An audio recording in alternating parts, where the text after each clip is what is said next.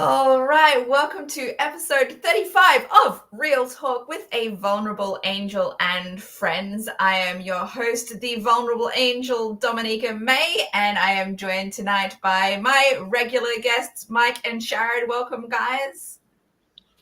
Bonjour. Good to see you. Good to have you back, Mike. Mike is Thank you. recently back after a little bit of a break and just come back from Comic-Con as well. I don't know why you would say that. I don't feel like there was. I didn't give any indication. How did you know? No, I just happened to know because I saw your social media last week. So I assumed that is the only reason why. There's nothing to do with anything on screen right now, anything like that. I will stop at nothing for peace. Yeah, this was a mask that HBO Max and DC Entertainment put out for an offsite activation experience. They had every hour they had a 30-minute rock concert by a local hair band that played like Poison. Why am I blanking on the name? Guns N' Roses. It's just like all the classic like hair metal from like the 70s. It was so good. And of course the theme song to Peacemaker. It was so fun. Awesome. Yeah, it was great. Wow. All right. Well, let's get into the show. If this is your first time watching the show, what we do is we like to have deep and vulnerable conversations about topics that people don't usually talk about in very detail, or they're kind of hesitant to bring up. Sometimes this week's topic is going to be life transitions. And that is because, we all go through life transitions. I feel like have been going through one for the past year. But you may have noticed I have less Lego in my background today. Something was different. Yeah. There's no more Daily Bugle and Sanctum Sanctorum behind me. I have been packing up all of my large Lego sets. Like I had a bunch of I had also the Disney Castle and the Jurassic Park gates and the Home Alone house on some shelving just over here as well. And I've packed all of those away into plastic crates now because I am preparing for putting my house on the market. And the realtor told me, yeah, you don't really want to have stuff like that on display when you have your house. I disagree. As an open house. I actually disagree. If I saw that in the house, I'd be like, yeah. My reasoning is I don't want any of that shit stolen. If I have strangers coming through my house, that is my reasons for it, regardless of anything else. There are certain people who buy houses only because someone has died in them. I feel like there is a market for people who will only buy a house if Legos have been built in them. Maybe they need to make that as part of like the marketing strategy. This is what it could look like if you have Lego sets on display. But yeah, I'm Lego house. Putting them away. Speaking of Lego, we have Lego Timmy is giving us a wave. Hello, Timmy! Nice to see you, Timmy. Timmy! Yeah, so unfortunately, less Lego as I said to see. You probably can't tell. I also packed away all of the. I had a lot of Pokemon figurines down behind me as well, and those have all gone into a Ziploc bag. So yeah, it feels like the end of an era, and I'm not even like potentially. I'm looking at putting the house on the market probably at the beginning of September. So I still have a lot of time. I feel like I'm still in that limbo state. Interested in buying a home. Yes. Anyone wants to buy a place in Oakland and is willing to spend $1 million because that's how much I want to sell it for, let me know. $1 million. It's crazy, right? $1 million. Lego Timmy says episode 35 already. Wow. Yeah. That's crazy. Yeah. Before you know it, well, actually, I don't know if we'll make it to, how many weeks are there in a year? 52. I don't know if we'll make it to 52 before I have to have a break because of moving. So it depends. It will see. We'll see how things go. Anyway, so yeah, life transitions, which can include things like, births, deaths, marriage, relocation, moving out of home for the first time, Transitioning. transitioning as in gender transitioning, or yeah, but I doubt we'll be discussing that because I'm just saying you're listing different types of life. Yes, that's true. I What? didn't mention it was because none of us have done that transition. No. How do you know? How do you know? None of us have died either, but you mentioned that. Yes, but we have had people in our lives die, and that in itself, You don't know having that. someone close. How many times have we talked about having a parent die? It's true. My dad is dead. Like that in itself is a big mom is dead. And life your mom is dead. Yeah. All right. So Lego Timmy says that I should let you guys do an episode while I'm gone. Nah. We'll wait for the magic spot to come back. You want to wear my angel outfit? Here's the thing. If Sharon and I did an episode without you, Dominica, all hell would break loose. Yeah, you are the glue that keeps us together. We would not stay on point. Yeah, you think so? You'd have to come and just smack us and just be like, "Boys, focus." Everything would just be an inside joke constantly, and your viewing audience, or the viewing audience, would just get lost. Yeah. Look, I'm just thinking, right? After I move, presumably, assuming I move to Malaysia, which is where I'm trying to head to, Sharon and I could be on the same camera in a future episode. That'd be pretty cool. We can do that. Sure. or maybe we'll do like how Mike and his mom did. Like in the same house in different cameras. That'd be really funny. That would be better. That'd be better. That'd be better. Get two people on one camera. Yeah, it is tricky. Unless, like, I don't know. If I don't have any additional guests, though, we could do it like that. Because then it's just one big screen, both of our faces next to each other. That'd be cool. All right. Anyway, I have some questions from ChatGPT, but I thought I'd start with a question that I came up with myself, which isn't really a question, but let's briefly describe the major life transitions that we've lived through. You want me to go first? Okay, I'll go first. Well, I was born. No, obviously. If you believe in a pre-existence, that would be a major life transition. Very true. My parents separated when I was around 9 years old, so that was a pretty big life transition. Not living with my whole family anymore. I guess transitional, like moving out stuff, which happened more like in the process of me meeting my ex-husband and then like getting married and like all of that kind of thing. So it's like a bunch of major life transitions all at once. Obviously, before that was my mum passing away. So that was a big life transition. I had to deal with that, and I was like, I wasn't the executor of the will, but I was the oldest of my siblings, and I was the one that handled everything that the executor did not handle.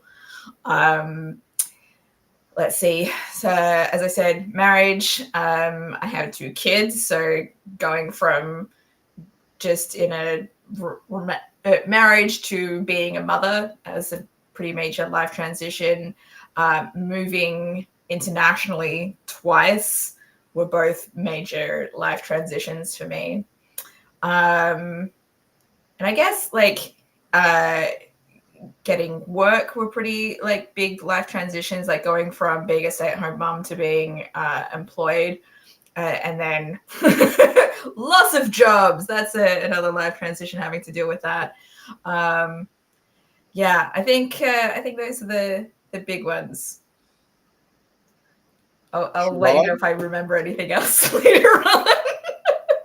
I don't know, like the easiest one that comes to mind is something that happened when I was 16. That's when I left the nest for the first time to study abroad. So I was 16 from Malaysia to England, and it was a culture shock because even though I had been to England many times before, the fact was mum and dad weren't there, and I realized like how spoiled I actually was, how much a life of comfort I lived. And mind you, the sixth form I went to, the school I went to, Epsom College, was top notch, very first class. But I had to learn. I mean, it was posh, by all means, very posh. But I had to learn how to do things on my own, like literally how to do my own washing, how to make my own food, and like little things like that. Like I've got to See, trim, I've got to trim my own nails. What is this? And it was crazy because I mean, I know that it sounds really trivial, but for me, it was a culture shock because I was like, I've got to do my own laundry. I've got to make my own food. What is this? And yeah, so it was a bit of a culture shock, but I'm very glad it happened when it did because it definitely opened up my my whole eyes. Like, oh my god, like I'm living in a bubble. Mhm. This is what I have to do to get out of the bubble. But at the same time, in doing so, it made me appreciate my parents more because I realized mom and dad, they do an awful lot for me. A lot of things that go unnoticed. And yeah, so I think that was probably the biggest eye-opening one for me.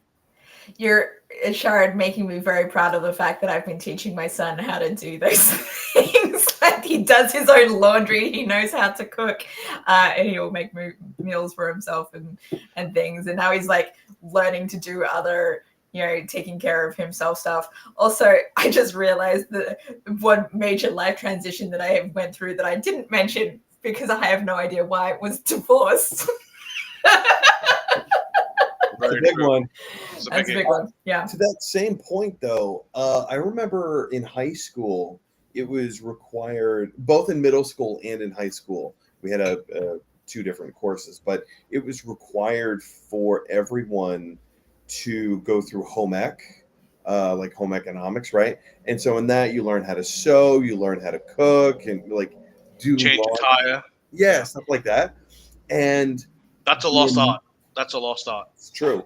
The amount of people that didn't know how to cook, that didn't know how to like just do basic stuff, because like my parents taught me how to do all that stuff, right? Yeah. And I just thought that was a part of growing up. You just learn how to exist, basically, right? And so many kids in my class were just lost and like burning the eggs. Like they couldn't iron. They were like burning the iron. Like just they didn't know how to sew. That's why they have those classes in school, because there are a lot of parents. Not all schools have those. Not all schools have those. Mine did also in 8th grade, but like, but I also said I don't know that that's something that they do anymore. Certainly, it's not something that my kids ever did in school.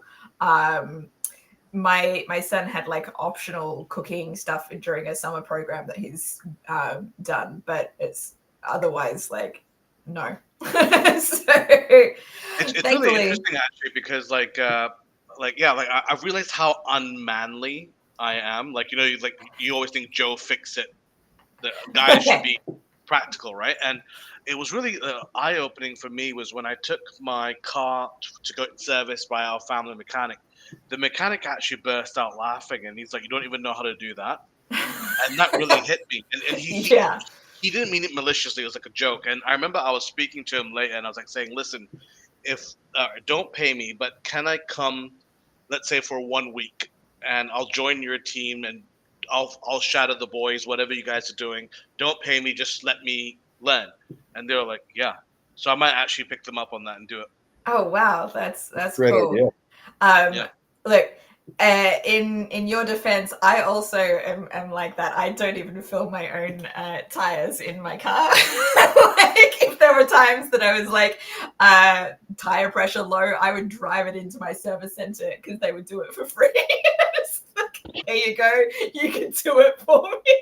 I mean, I've tried like once or twice, but I'm like, so the most that I was capable of doing with my car pretty much was like filling it up with gas or petrol, depending on what country you want to use the language for. But it was one time that I had a flat that I ended up having to pump some, I don't know, some sticky stuff in it so that I could drive my car to the service center to replace the tires. I don't know what sticky stuff. I don't know what it was. There was a pump that came with the car. I had to plug it into the cigarette lighter and turn it on. Sure it was. Sure. Oh my god. You guys, this is why you would go off the rails if I wasn't here. Ironically, Dom's outfit today was black this morning, not so much anymore, but yeah. Oh. I'm a little slow. Okay. Just got it. Okay. Yeah, if only I had that kind of entertainment in my house. No. It's a bullseye. It's a bullseye, exactly. Just shoot it right. We got way off topic. Sharon, the floor is yours. You were talking about life transitions. Yeah. I was trying to be more handsy because, well, let me rephrase that. Not handsy. To be more just more life experience because as a teacher as well, the kids that I used to teach was like super brilliant. You give them a phone, tablet, computer, they're wizards. They can do anything. But if you ask them anything else, they can't do it. And like, for example, I mean, not even just life skills. All right, pitch to me. I'm a high level executive. You bump into me in the elevator. You got a great idea.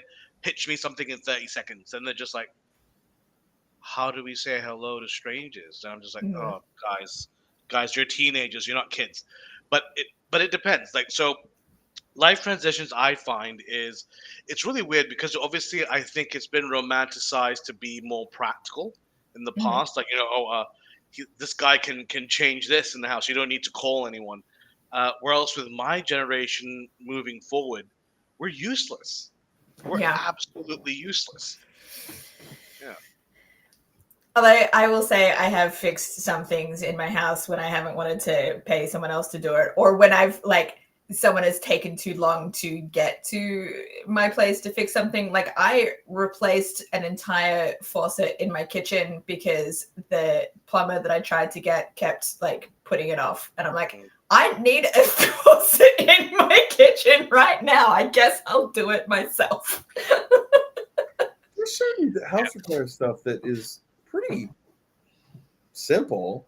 Like, you just kind of have to think through the problem, but like most of it is pretty easy. I think the hard trick is knowing which ones seem easy but are really things you need a specialist for. Yeah. Like, I mean, like, plumbing definitely is, but just basic things: how to use a wrench, how to do this, let's say you've torn a shirt, how to sew it together. Yeah. Just basic stuff like that. Like if your car stalls, how to jump it back up. I will say there is some plumbing that you are capable of handling yourself. I have fixed toilets multiple times. I thought you were going to go in a very different direction. Yeah. I thought you were talking about something very different. But mind you, toilets, how many toilets are you damaging, Dominique? No, just like they're not made very well in the United States, I feel like. So, like, you have to replace She takes massive poos, guys. Massive poos. That's not even the direction I thought you guys were going in. I thought you were talking about there's some plumbing. No, I knew you were thinking very something even better. Is something a bit hexy.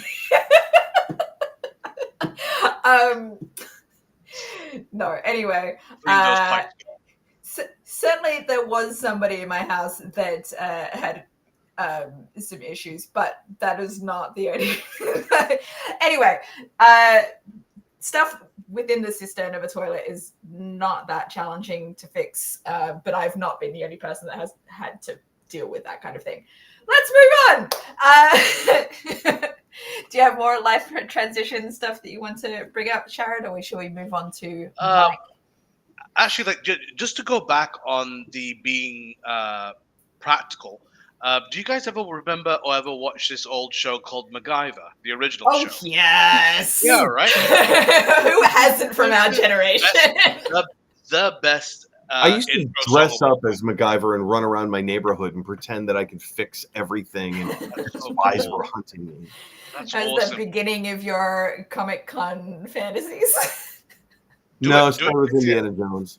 But like, yeah, the fact is that, I mean, obviously, we know we can't build a bomb with a toothpick. Okay, whatever. But you can't. Yeah, I can't. But the fact is, like, I remember watching this stuff and I was like, this guy is so cool.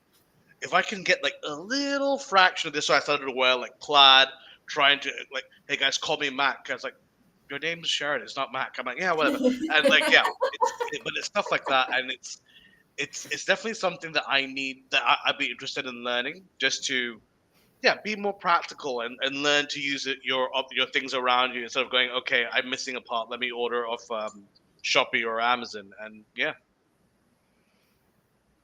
it's fair. Very fair. Yeah. I'm just gonna do the same thing that Dominica did. I'm just gonna go through and list. I probably won't expand, but when expanding comes later, right? Like with the questions that come up. Give it a good blow, it'll expand.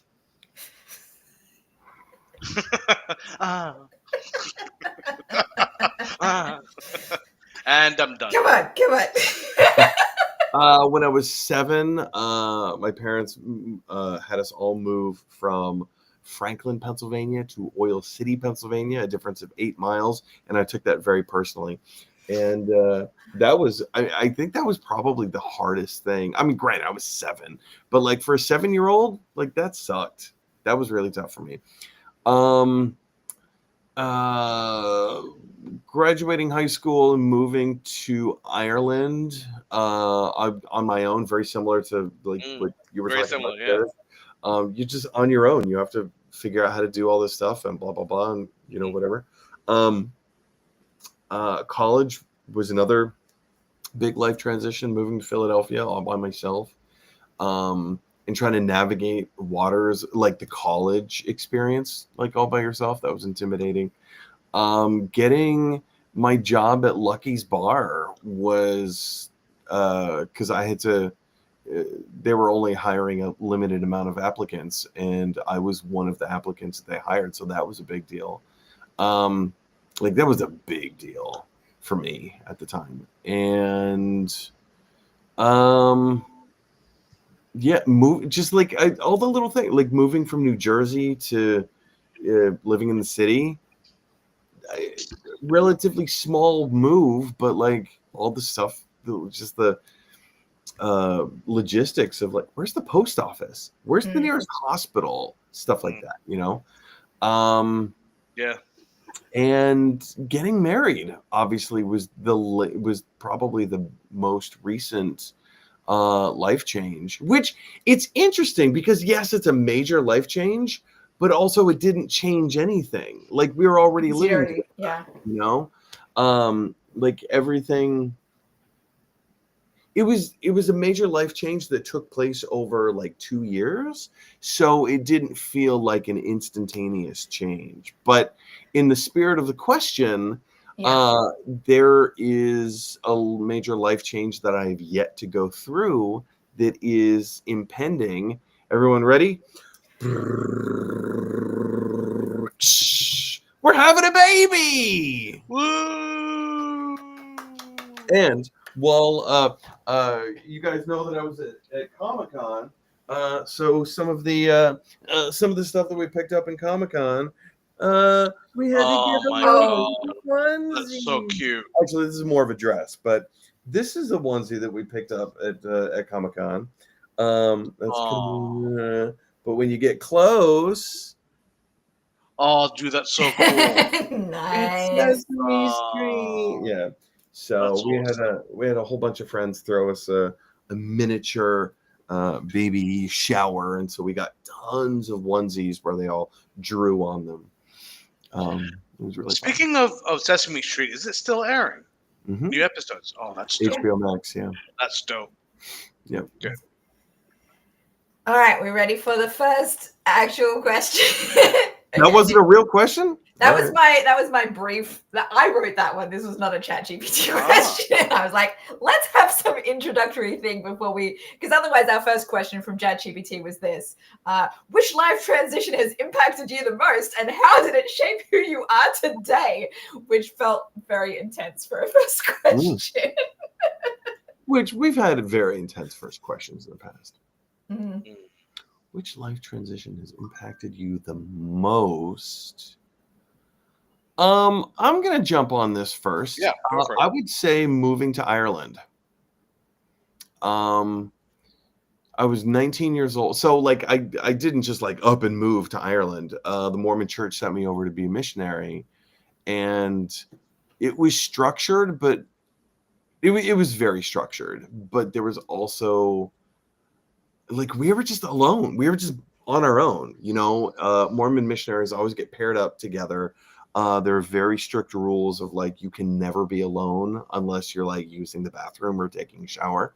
So like you're always with someone, but even in that, there's this like self-reliance, because for all intents and purposes, this is somebody that you've never met before, and now you have to be roommates with them 24/7 and never leave each other's side, like for however long you're paired up together, right? And so there was a lot of like personality navigation that you kind of had to figure out.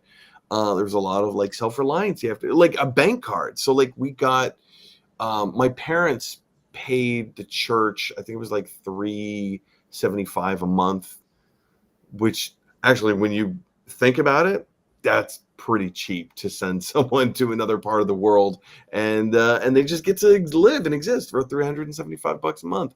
That covers the portion of their rent, that covers this, that covers whatever, right? It's crazy. But we got a debit card. I think it was from Bank of Ireland, and every month or every 2 weeks, I can't remember. Anyway, the mission office would put like €100. It had to have been every month. So I think it was like 125. I think they put 125 on your debit card once a month. $125 a month or €125 a month does not stretch very far. Even less so today, but in 2002, it did not go very far. So, yeah, you have to budget. You have to budget your money. You have to figure out meals, how you're going to make this money stretch. And yeah, just, meeting people and talking to people on the street and being forced to engage in conversation with people. That really, take the religion part out of it. That gave me so much life skill. Of just how to navigate personalities and talk to people, and it really kind of put me on the path to like who I am now. I don't have a problem talking to people. Like Kim constantly, whenever she has to call customer service for XYZ, she always puts me on. I always have to talk to them. Which is very endearing, actually. It's very cute. But yeah, there was so much about that 2-year experience that just like really made me figure out like what I'm good at and develop skills. So, question: why did they always insist that you and your partner had to be together 24/7? What was the rationale behind that? So there's this, like, whether you believe in the devil or not, there's this idea that like temptation lurks around every corner. So if you are always with another person, that means that you are less likely to engage in something that you're probably not supposed to engage in. So it helps you kind of stay more accountable to yourself. Right. So But what if basically, they didn't want you masturbating. Oh, try and stop me.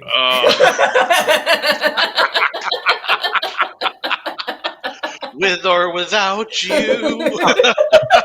Oddly enough, that was my tapping song. So yeah. Oh yeah, there you go. Yeah. But Wow.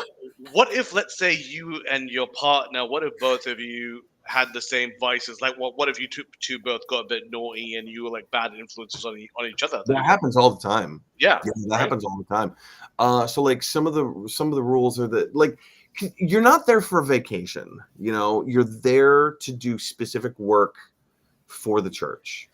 And there are a lot of people who are very much enfranchised to that idea, but then there's some people that aren't very who are disenfranchised with that idea, right? And sometimes those disenfranchised people get paired up together, and because it's not a vacation, your time is your own, but it's really not, because you're supposed to be doing other stuff. So sometimes you would get people that are just like, you know what, screw it, let's just go to the movies, and they would just go to the movies, which is like, as a Mormon missionary, that is a huge no.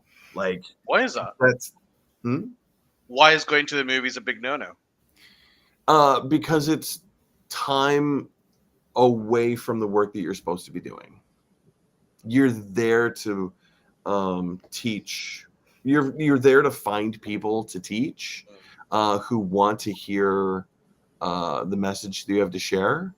And if you're just kicking it in a movie theater, it's just wasted time. But surely you could spin that and saying, well, I was with my brother and we were solidifying our relationship by spending time together at the cinema. There is dedicated time once a week set aside for stuff like that. Really? But Wow. you like music, movies, television, all of that goes. Like Music. Yeah, it's all viewed as a distraction and an influence. That's crazy. On Christmas, I remember on Christmas Day, we got permission to watch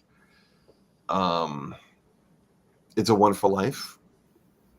There was a short list of movies that like you were allowed to watch on Christmas Day. Yeah. Wow. Also, you can't call your family. You can't talk to your family. That's insane.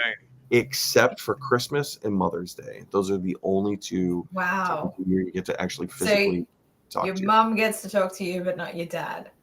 Well, I mean, you talk to your whole family, but yeah. But still, like, for it's a little bit sexist of the day that they choose, right? Like, it's a conservative religion, right? yeah. I get it. What if what if members were feeling extraordinarily homesick and they're like, please let me call home? Would they be allowed to? It depends on the situation. Every situation is different. Sometimes, so like that rule is viewed as for most people, myself included, it's a good thing, because it gives you that separation so that you're not constantly thinking about your family and so homesick or whatever. So you get to like you just kind of make that break, right? But for some people, they can't make that break. But you're also allowed to write letters. It's not like you have. You're required. Yeah. Huh. So, you're required to write home. Proof of life. Proof of life. Every week you're required. I'm aware of the letter writing because my bestie in university was Mormon, and he went on his mission while we were friends, and he wrote his family letters, and then he also wrote me letters. So, yeah, it was an experience. I miss the time when people would write letters. Wasn't that amazing? Love to receive more like personal letters, because the only stuff that I get in my mail is on the shelf right over here. I have a stack of postcards that I've been meaning to write out and send to people, just to give them something physical and tangible. I just haven't had time to do it. And if I have had time to do it, I either forget about it or ignore it because I want to watch a movie instead. That's actually can't relate. That's actually a really good idea. I think I might do that, actually. Just get a whole stack of postcards and just write them Yeah. out. That's a half. That's a very good idea. Yeah. Yeah. And they're But cheap. yeah. Postage. Cheap. Mm-hmm. You don't have to write very much because I need like a small space that you can write it in. Hi. Just thinking of you. This All is right. a life representation of your penis. There you go. Okay, so you just opened up a different rabbit hole that I have to walk through. A friend of mine, of whom will go nameless, he lives in LA. I don't know why or how this started, but it's a thing that we do, and we've been doing it for years. Whenever we text each other a photo of each other, or just like any photo, really, the other person will draw a penis on it. That's amazing. So, like, That's amazing. he works in the entertainment industry, so I'm not going to say his name.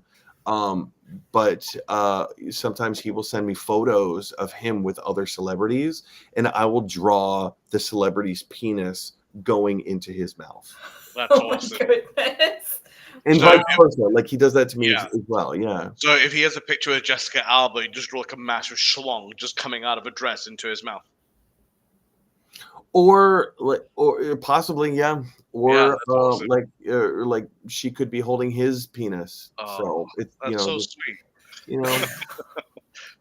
See, it's stuff like that keeps a friendship alive. But I can see why you don't want to name him. Yeah, Situation. Yeah. I'll tell you guys off camera, but no, I'm not going to say it on the internet. Zack Snyder. Yeah. Because of course he knows. I have to go. That's so cool. All right, Sharon, do you have an answer for this, or do you feel like the one you just the life transition that you discussed in the last question is kind of your answer for this? Yeah, I mean, like the important thing is that we all live in our own small bubbles, whether we like it or not. And the fact that we're pushed out, whether it's geographically, whether it's a lifestyle change or whatever, it happens. We can't like bat an eye. We can't just say, oh, it's not happening. I'm gonna like live under this little rock. It's going to happen one way or another. So the best thing I would do is, best thing I would recommend rather is do your research. Don't be afraid to ask for help. It's okay. And it's going to happen. You might as well embrace it and turn yourself into a better person because of it. So, yeah. When you're having a life transition or when you're relocating somewhere new and you're having to start fresh. Yeah, I mean, it's terrifying, isn't it? Like, you always think, I'm going to be Billy No Mates. No one's going to like me. And, yeah. Can I pause you real quick? What question do you think you're answering right now? Because that is not this question. I think because with life transitions, it's scary, and I got really scared because whenever you're going to a new place, you don't know whether you'll fit in. And I'm sure as you two have experienced, you guys have traveled yourselves, gone to different places, and you learn like you can't just live in your own bubble. You have to be proactive. Yeah. And I suppose that's one thing that helps. So I hope that answers the question. You're expanding on your answer that you gave previously, right? Which was his most impactful life transition, the relocation to UK. It's hard for me to pick just one for this question. I have three, I think, and I don't know. Maybe I'll let you guys judge which you might think is the most impactful. Give us the bullet points of each one. Yeah. So the first one, I would say marrying my ex-husband, because the way that it impacted me was I learned a heck of a lot about relationships and what they shouldn't be like, and that has definitely shaped who I am today and what I will accept and not accept in relationships now. And then becoming a mother, because that forced me to grow up in a way that marriage did not. Although, I got pregnant on the honeymoon, so it's not like there was a lot of time in between. But caring for, a baby human being that is not capable of fending for themselves basically forces you to grow up, and it in I feel like it changed me in a way that my ex-husband couldn't really accept or understand. And you know, especially because I don't know, I think he preferred the more immature me that relied on him for a lot of things. And here I was growing up and figuring out how to to be more adult. And then the third one, which I kind of feel like was the most impactful, was relocating from Malaysia to here, because it just like everything in my life about like who I am now kind of came about from that. Like getting ghosted by my Malaysian ex just after moving here impacted me in a way that pushed me forward to figure out what it was that I wanted in my life. So I took more steps forwards and was more proactive about moving towards things that I wanted to do. So it got me into doing improv quite regularly. So it helped me find community, helped me be more accepting of my authentic self, because the community that I found were very accepting of my authentic self. So it helped me a lot more come more into my own. And yeah, so those are my big three, I would say. Good for you, man. Yeah. It's very inspirational. There's so much to take from every situation, you know. Like I think it was interesting what you said about like having kids at such a young age. Well, I mean, like really age is regardless of this whole situation, but like having kids forced you to grow up. I feel like that is something that I've never had to do. I've never had to be accountable for. I've been accountable to other people. I've never had to be accountable for another person. And in 5 months, that's going to be my situation. So I'm not really sure how that is going to change my decision-making process. But honestly, it's probably just going to change on how I spend my time. Yeah, that was a big thing for me. I felt like I had to give up a lot of things, and then I had to learn to reintegrate those things back into my life afterwards. So things like, you know, seeing movies didn't happen as often, playing video games, although like I can recount like times that I was like literally breastfeeding my daughter while playing a Final Fantasy game, right? Like, and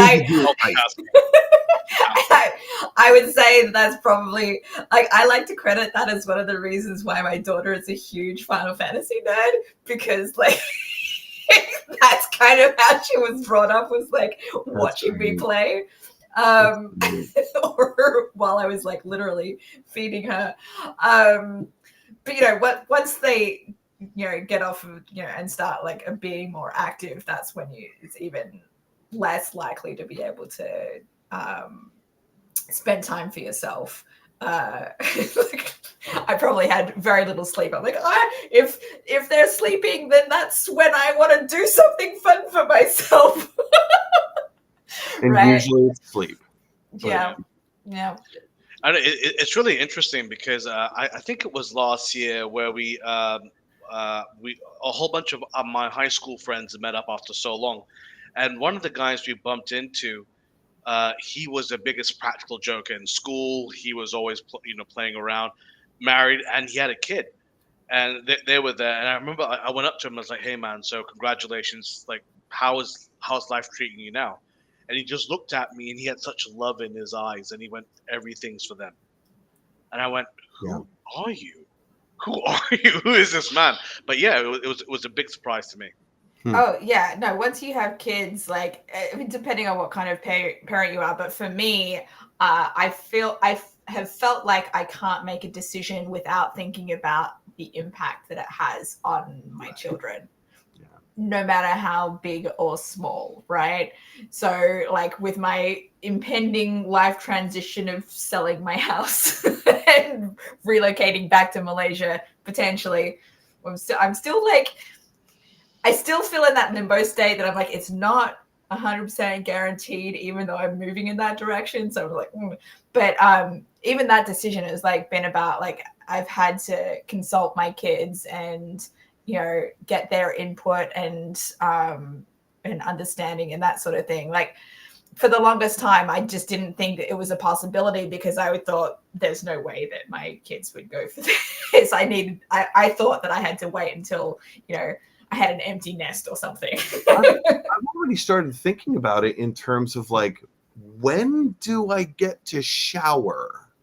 So like if Kim's at work, because like we're converting this whole room. This used to be, well, it still is Kim's office, but like when the baby comes, Kim's gonna have to find another office space that is not in the apartment.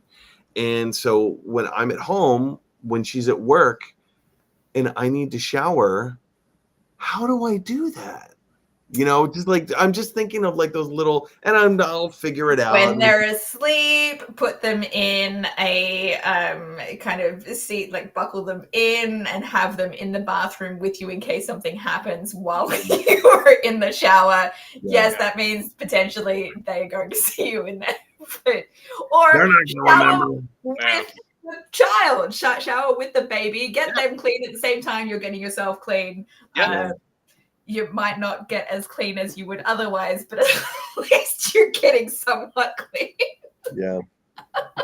Yeah, it's just like those little things that I'm starting to think about of like, just having a poop. I'll have to do that. Yeah, no privacy. Doors open. Yeah. Daddy. Ew. Am I having Damien? Who knows? Ew. I just finally watched The Omen this past Same. Both of you. Oh wow, It's really good. It is great, isn't it? I just saw it for the first time like 3 weeks ago. Yeah. So if just don't dress up your child in a black suit, you'll be fine. Sharon has insisted I need to watch the sequels now, so we'll see how things go. But yeah, I had to return it to the library this week, so I'll get around to it. I don't know, the sequels don't look great, I'll be honest. They're not as good, but they have Sam Neill in there, and that's already a top tier. Well, this is the third one, right? I think so. Wait, who? Because the second one he's a kid. The third one he's an adult. Yeah. Yeah, that's what I thought. Yeah. Sam Neill's great. So I did watch. Sorry, we're getting way off topic. I recently watched Human Centipede 1 and 2. Human Centipede 1, it's gross, sure, it's whatever. Human Centipede 2, that is disgusting. That said, it's surprisingly a really good movie. It's hard to like. The only thing that I've heard about it is it's about sewing somebody's faces to their ass, to somebody else's ass. That's it. That's all it is. But the second one, you have to see the first one first to get the context of the second one. Good, dude. I'm good. But it's so vile. But like that kind of stuff doesn't bother me. Oh no. That would be a life transition, though. If that was like something that happened to you, that would change your life. Yes, it is. How did it shape who you are today? Well, I feel like I'm two people now. So yeah. No, I always feel like I'm full of shit these days. Yeah. Oh God. I can't say anything. I feel like my mouth is always sewn shut. I can't say a word. But yeah. Yeah. Out of curiosity, is the sequel, is it still follow the same bad guy, or is it a completely different scenario? I will tell you because it's revealed in the trailer. If you watch the trailer for Human Centipede 2, you'll get it. So I feel like that I can talk about. Human Centipede 2 opens with a completely separate person who just finished watching Human Centipede 1. Wait.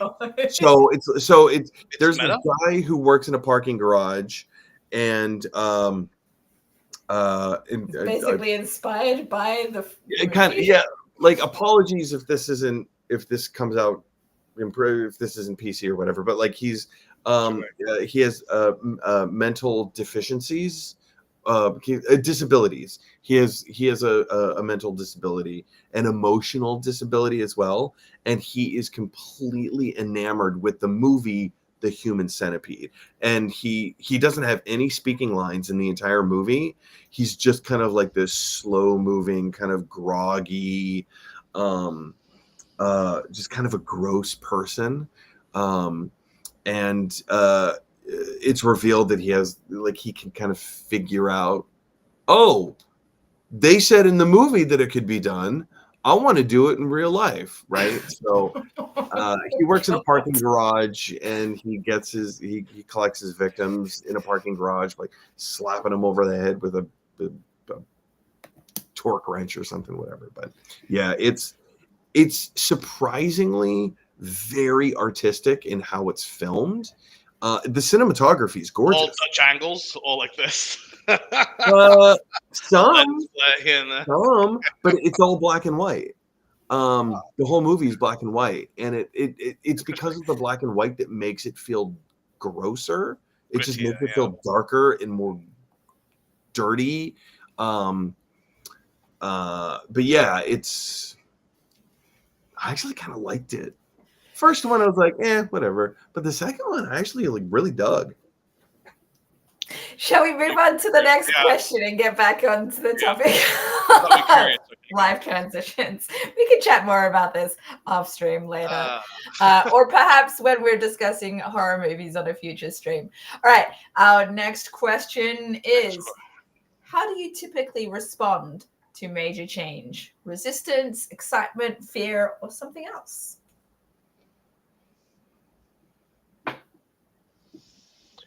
It's difficult for me because normally whenever something happens, the initial thing that comes to mind is fear, because we all fear what we can't control. And this could be something good.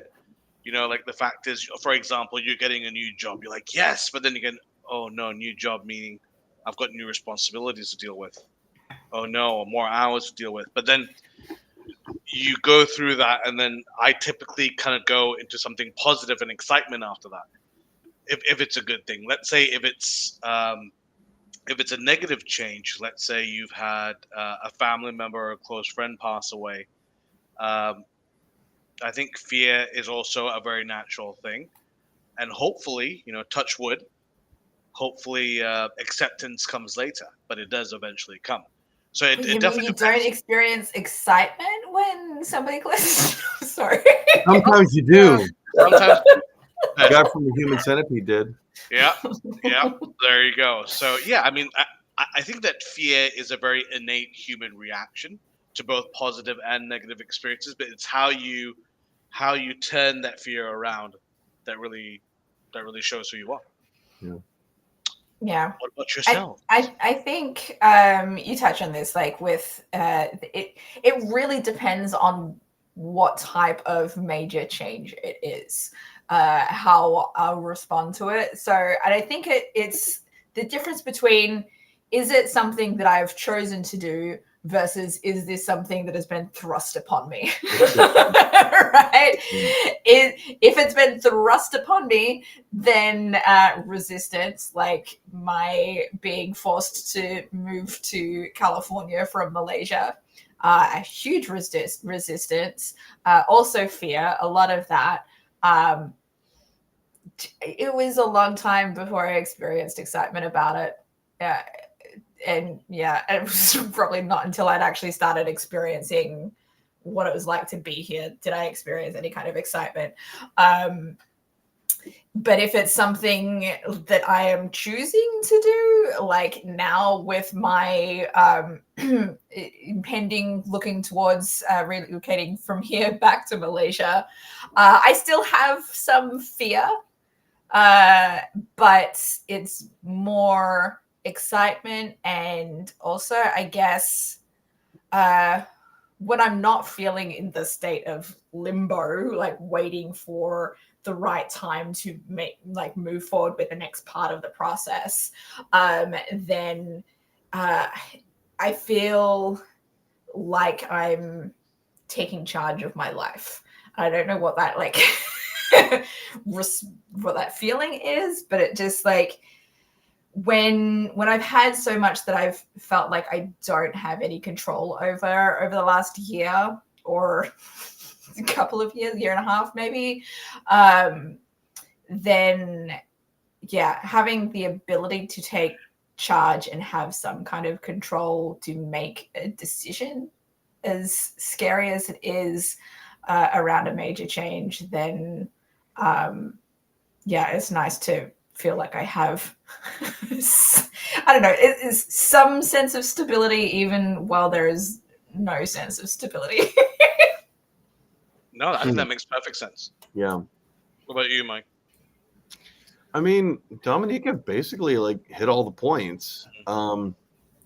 Depends on the situation. I have two thoughts here.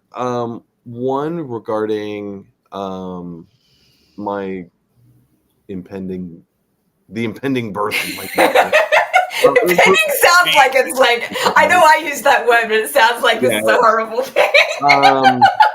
So we're referring to her as Nacho. We haven't figured out what name we're going to give her, but Stick with Nacho.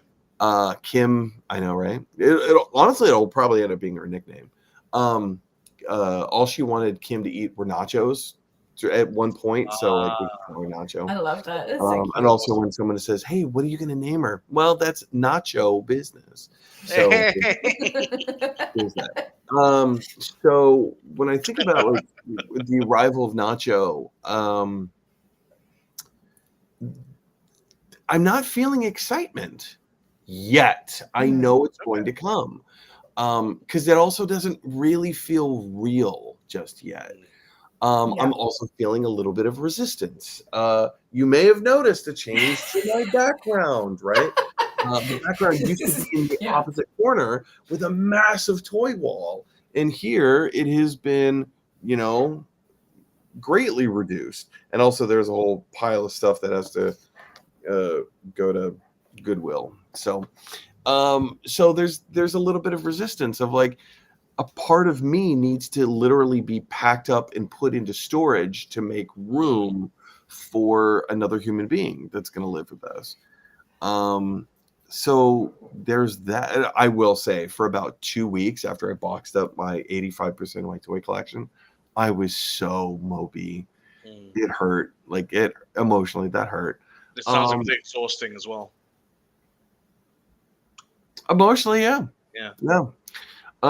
But also like it's been, I don't know, a few months since I boxed it all up, and now I'm looking at the place and I'm like, this is so much more open. I love being in the room now. And it's still gonna change because I'm still gonna have to box the last of this up. We have to get rid of this desk. We have to figure out if we're keeping the bed, where's the crib gonna go, where's Nacho's dresser gonna go, changing table, like all that stuff, right? So the one thing I'm not feeling is, I can't figure out the fear right over there. I'm not feeling fear. There's nothing about this situation that is making me nervous. I hope I'm going into it with open eyes, saying, I know I'm going to lose so much of my me time, which I found extraordinarily valuable for however many years. I've never been without my me time.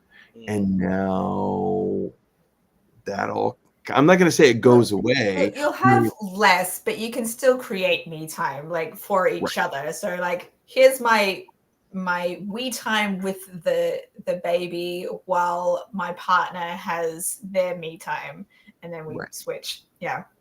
I'm still planning on watching horror movies at 2:00 in the morning while cradling Nacho in this arm and flipping with the remote control in this arm. So there's stuff like that like it'll transition as she gets older, but yeah, I know it's going to be hard. So it's not fear, but yeah, maybe it's resistance. Maybe that's what it is.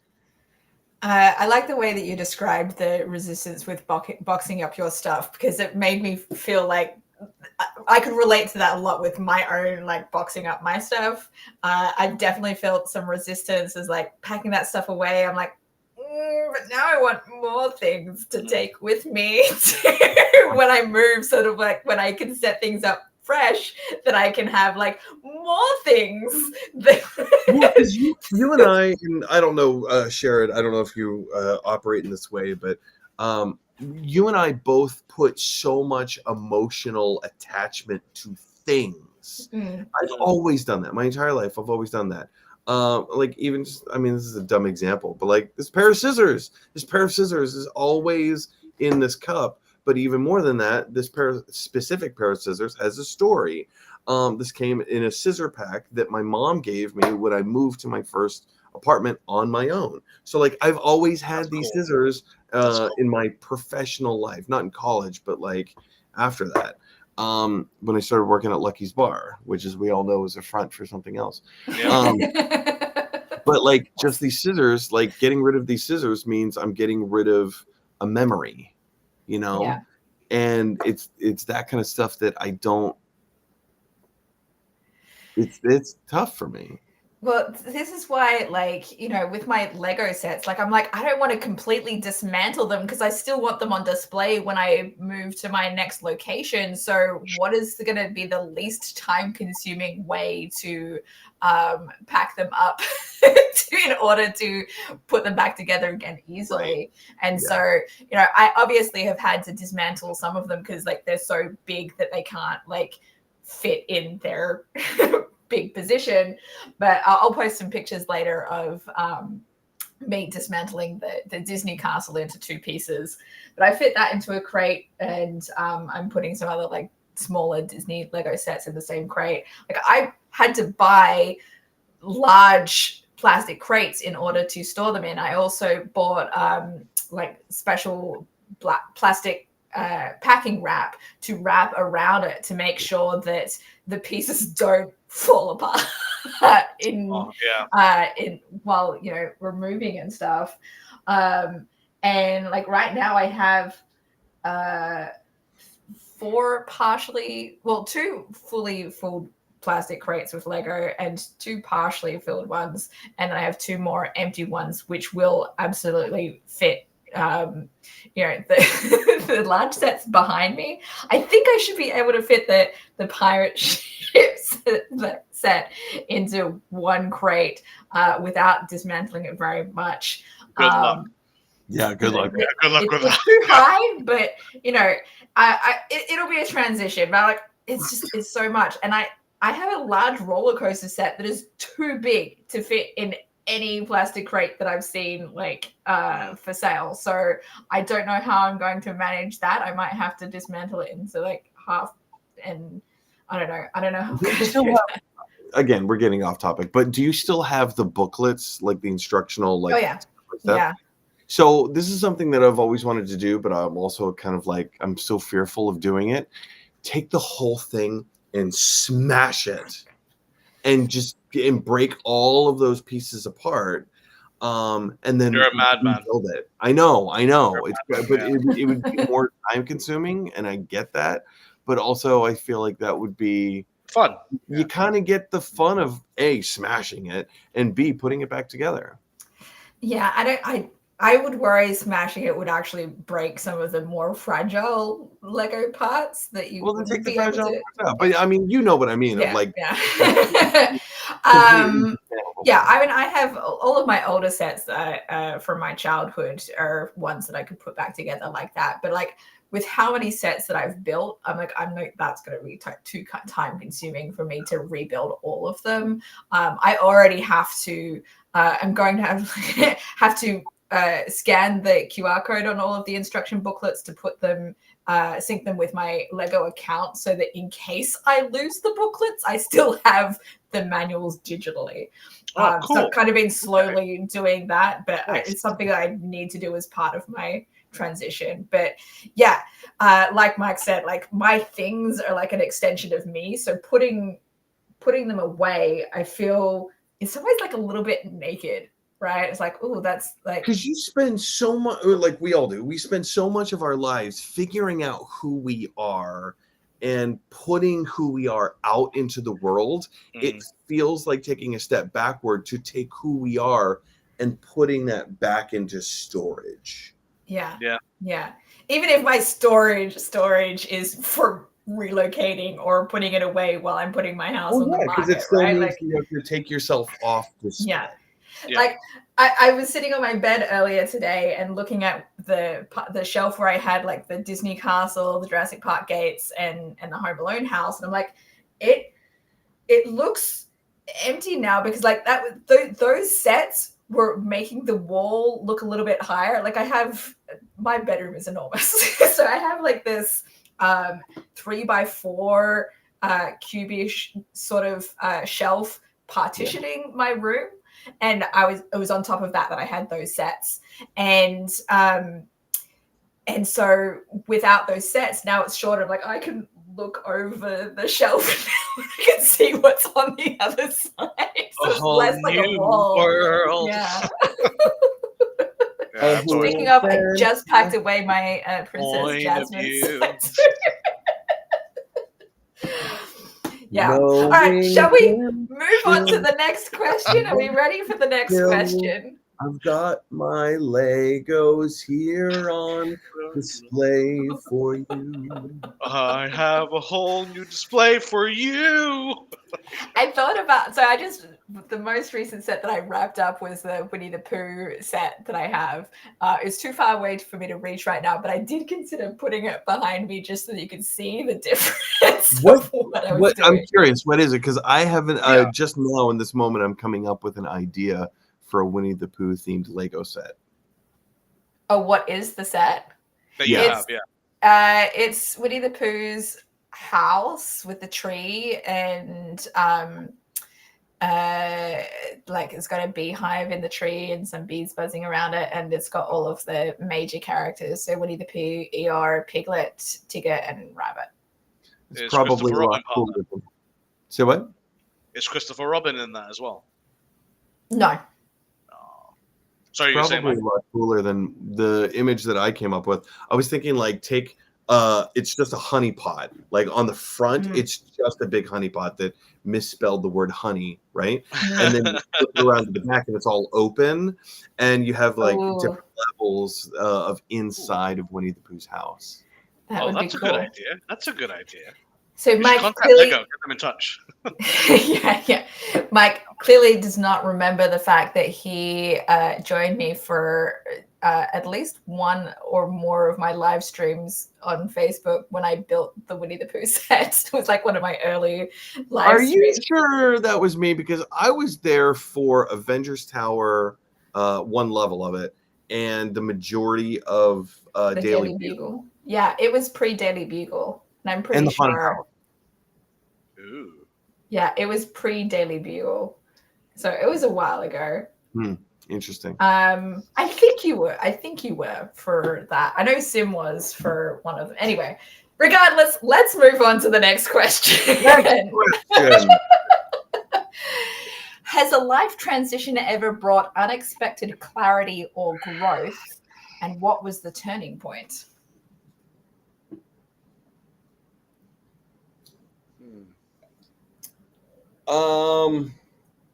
My dad's death. And I'm sure my mom's death is going to be probably even more so. When my dad died, I went on this journey I call it a journey. It was more just like introspection, but I kind of went on this journey of introspection of what is real and what is important. And I'm convinced that there is an afterlife. Nobody really knows, right? But I'm pretty sure there is. 99.999% that there is. And trying to figure out, like, where is my dad now? Like, right now, this very moment. He's been dead for 7 years? 8 years? Anyway, he's been dead for 8 years. where is he right now? Because we know that, like, you know, time is a construct, blah, blah, blah, whatever. Time doesn't mean anything. But, like, he's somewhere doing something right now. Is he in a rec center playing ping pong, like spiritual ping pong? Is he teaching a lesson about, I don't know, Jesus to somebody? Is he hanging out with Aristotle and asking Aristotle, like, hey, tell me more philosophy? Like, he's somewhere doing something. I don't know where that is. I don't know what it looks like, and I have my theories, but trying to figure out where he is and what he's doing has kind of reshaped maybe a little bit of a lot of it, the importance that I think we all put on religion. And I know this is probably me, just like everyone's already at this conversation and I'm new to the conversation, but like,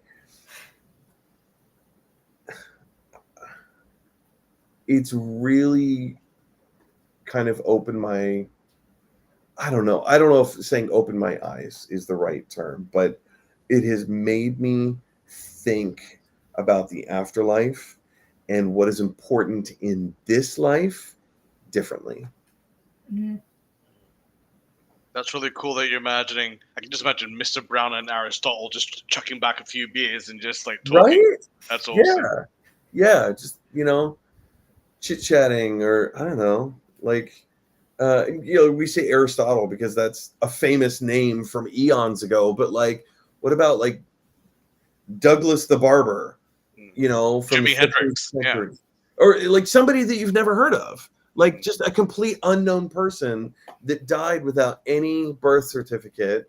They lived in 10,000 BC. Figuring out how to communicate when someone speaks an entirely different language. Well, yeah. Oh, I was the guy that created fire. Hang on, what? Oh, you're Simon. What's up, dude? Yeah, I was 15 years old. I was a man, and then I got eaten by a saber-toothed tiger. Like just some rando that my dad would just become friends with, because that's who my dad is. He just strikes up conversations with people and becomes friends instantaneously. So like trying to figure out, like, who is he talking to right now? Is he sleeping? Do dead people sleep? I don't know. It's a good question. I've never thought about that ever. Yeah, that's really warming my heart. Yeah, that's a really good way to think about it.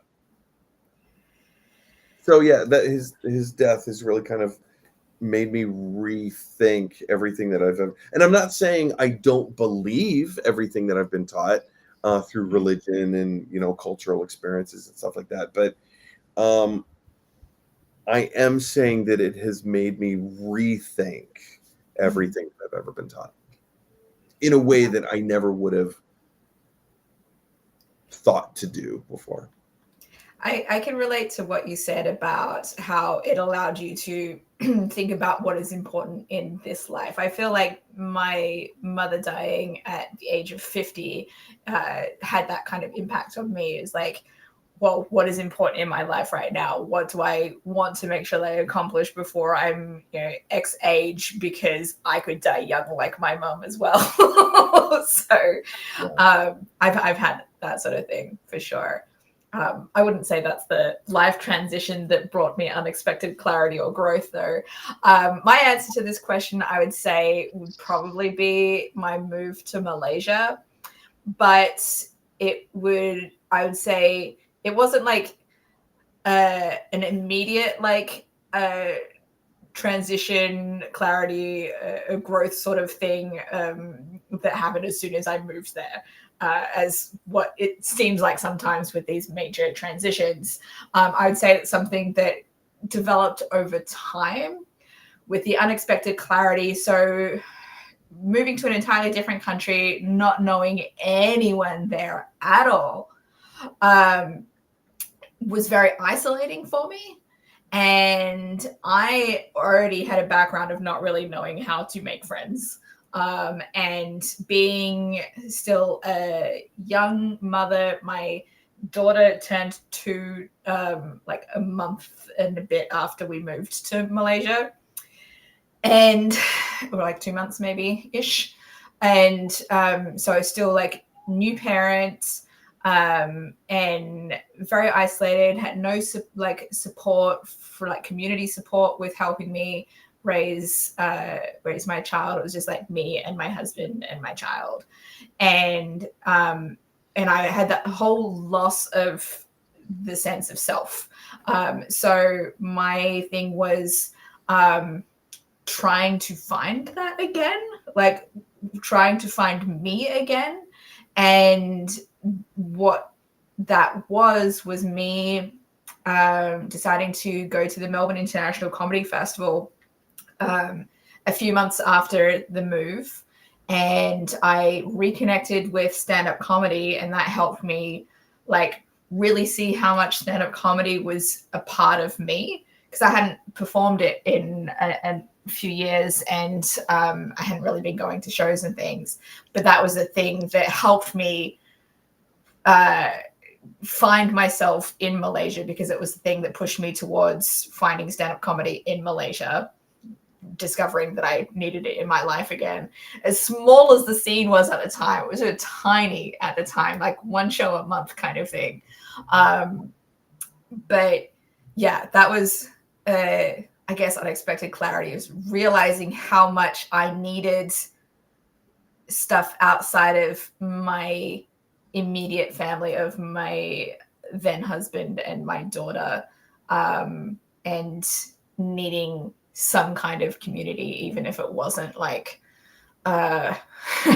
big, right? Otherwise, my sense of community was just like online friends, I think, at the time, which is tricky because I definitely, and again, like relocating to California helped me further that, like understanding of how much I need in-person connections that I don't think I realized so much beforehand, because so much of my friendships my strongest friendships had been like online friendships. So yeah, I would say that. And then also like living without that like familial support in Malaysia also helped me see in, steps and along the way how much my ex-husband and I shouldn't have been together. Hindsight is 2020. Yeah. What was that, Jared? Hindsight is 2020. Yeah. Mm-hmm. I think for me, this might be a touchy one for some people, but it was the first year of the global lockdown from COVID-19, and it was very unique because, all right, mind you, at this time, I was still recovering from my illness, so that includes being bedbound, being in a wheelchair, so I didn't get out much, and I didn't really talk to many people. I remember like being online, and a lot of my, not just my friends and my family, but just people in general, everyone was suffering because like, oh my God, we're inside. I need human contact. And there's that meme of that film when I think it's James Franco's being hung in the film, and he goes, first time. And like that instantly came to my mind. I was like, everyone's like really struggling with being locked in, and I was like, welcome to my world, kids. Mm-hmm. And it made me realize that we're all it made me realize we shouldn't be so selfish and believe that no matter how much we want to say otherwise, we do believe that we are the center of our universes, don't we? For better or for worse. And I think it's really important for us to really kind of think that, have some grace, and we're all going through different things. So yeah, that was the turning point for me. Sorry, Sherrod, my troubles are way worse than yours. Oh, there you go. There you go. How troubling that you have a new child along the way coming along. Wait, I'm what? I'm sorry, this is news to you. Uh, I've heard it's a nacho baby. You know, like if you heard of the burrito baby. so I get to Nacho. eat it. I get to eat my own That's right. That's right. little sprinkle of cheese. She's All gonna right, we ready for the next question? Yeah, let's do it. Next question. Question. When going through a big change, what kind of support do you find most helpful, and from whom?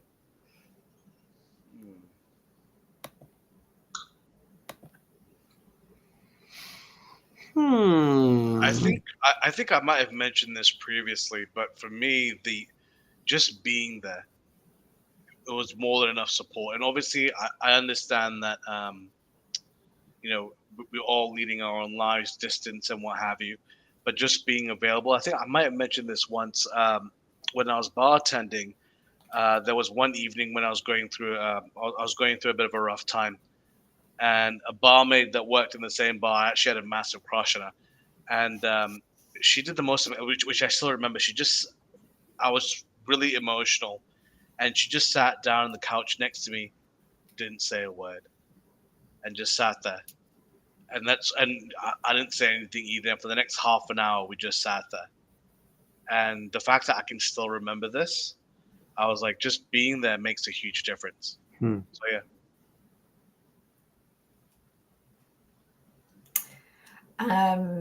yeah. Yeah, I feel like I need a little bit more than someone just being there. Like I need to have some talking aspects to it, emotional support, someone who is willing to just listen to me rant about whatever it is that the big change is, and allowing me to express my mixture of feelings, regardless of what it is. And I think that it doesn't matter what kind of transition it is, whether or not it's one that I've chosen or one that's been thrust upon me. So regardless of those, I need to have someone that I can rant to, vent to, share with, and whether or not it is an in-person, physically present kind of situation, or someone I'm just typing text messages, DMing, to help me kind of get it out. Get it out or get it up? I'm a lady. I'm a lady. You can still get it out. What are you, Mike? I think it all depends on the situation, just kind of like what Dominica said much earlier of like, depending on what the life changes, the circumstances change greatly. So if it's something, I mean, you two were both kind of hinting at like a kind of a more negative, emotionally negative, like difficulty, right? So in stuff like situations like that, I've always been kind of like the suffer in silence kind of person. Even though like I want to talk about it and I want someone to drag it out of me. I think I need someone to drag it out of me. I just won't offer that if it's something that I'm like really having a tough time with. I'll just suffer in silence, which probably isn't the best, but whatever. But if it's like something, I mean, you guys know, I've been, I say I haven't been excited, but like I'm excited, right? About having a kid. I can't keep my mouth shut. I tell everybody. I love. That's part of how I process my information too. Yeah, is at Lucky's Bar, there's this whole idea of like you can tell your other barmates anything, and it's just it's like this. It's not that it's confidential, but there's this confessions kind of camaraderie, because you get so many patrons who come in and they don't know you and you don't know them. So there's this ability to just share things that are deep or personal or things that you're excited about that they may not give a shit about. But you still get to share it knowing I don't care if this person tells someone because they don't know who I am and that other person isn't going to have any context for it. But even bigger than that, they're not even going to remember me. You know, it's like this whole strange thing. So, when it comes to problems, like I do need to talk through my problems, and I just, tend to talk to whoever's around. And maybe that's why I haven't gone to therapy very much, because I talk it out to everybody. Hey man, it's definitely whatever you're doing is definitely by far the cheaper option. So go for Look, that. I do that too, but I also need fucking therapy. Like it's a difference, like with being able to talk things out with the therapist versus You know what's actually that I found somewhat people. helpful is I started using ChatGPT as my personal therapist. I've also been doing that in my times when I am not seeing my therapist to help me figure out my thoughts. It's so interesting because ChatGPT has such an extensive wealth of information of the human condition, and it has access to everything, mostly, and it can craft a response. Strangely enough, it can craft a more empathetic response than most humans can, and it is validating, but in this weird, like, third person kind of way. Yes, but it's But also kind of depressing that they're not, like, people are not as good at that.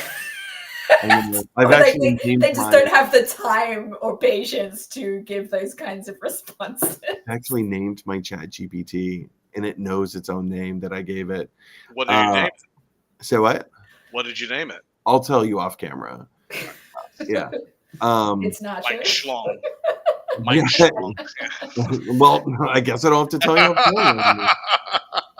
camera. Yeah. It's just it's a weird, it's comforting, but because it's actually been very helpful.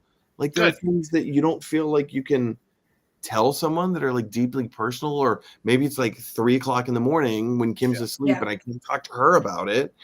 It's For just, sure. Yeah. I guess, like, the things that I've shared with ChatGPT, I would then share with some of my closest friends afterwards, like after when they're available, right? Or once I've like processed my thoughts on something. But yeah, if you get worked up, like there've been a lot of customers that I've had at Lucky's that have just gotten the better of me, and I just get so worked up and amped up over these ridiculous situations. And so ChatGPT kind of helps to, or my therapist GPT, therapist GPT, anyway, ChatGPT therapist. But yeah, it helps to kind of like phrase things in a way and shines the mirror back at you just enough that you know how to calm yourself down. It's interesting. Honestly, there have been times that I've been talking with ChatGPT and I was like, man, I wish if only like somebody else that I was with at the time had talked about our issues with ChatGPT, maybe we could have come to a better resolution than what we did. Right? Sometimes, yeah. It's so bizarre. Like, use it as your it helps you talk. It helps to talk through things sometimes that to give you a different perspective on the situation as well. I mean, you have to prompt it in a way to, otherwise it'll just validate you and saying, oh yeah, you're the person who is doing the right here and the other person is wrong. So you do have to prompt it. It's to say, can you help me see the other person's perspective in this situation? But yeah, it's definitely been helpful for me to kind of process some things like that. I think it's fantastic. Like, I'm sure you two have that experience where it's late in the evening, maybe in the early morning, and you're going through a rough time. You can't call anyone because it's late. Yeah. People are asleep. Even if, let's say, just to share, there was a time when my mum passed away one evening. I was feeling very low, and I tried calling a 24-hour support number just to talk to someone and what have you. and there were no operators on the line. There was just none. And Oh my God. well, it was like 2 or 3 in the morning, which is understandable. Yeah, but if it was meant to be a 24/7 Yeah, line, yeah, that's why I'm yeah, reacting to it. yeah. And I remember I was just like, well, blah, blah, blah. And I got frustrated and I just went on Chat GBT and I put in my prompts and I explained it, and it was all there. And I remember thinking, this is better than speaking to an actual therapist who will take time to give you the feedback. This is instant feedback, and I think it's fantastic. Yeah. Yeah. It's weirdly helpful. Yeah. So there you go, folks. What kind of support can be helpful? ChatGPT. ChatGPT can be helpful when you're And the going good through thing a big is, change. with my prompt, it was able to tell me if I was the bad guy in the situation and how I should proactively do things. And I just went, oh, I am the bad guy. Okay, Yeah. so interesting.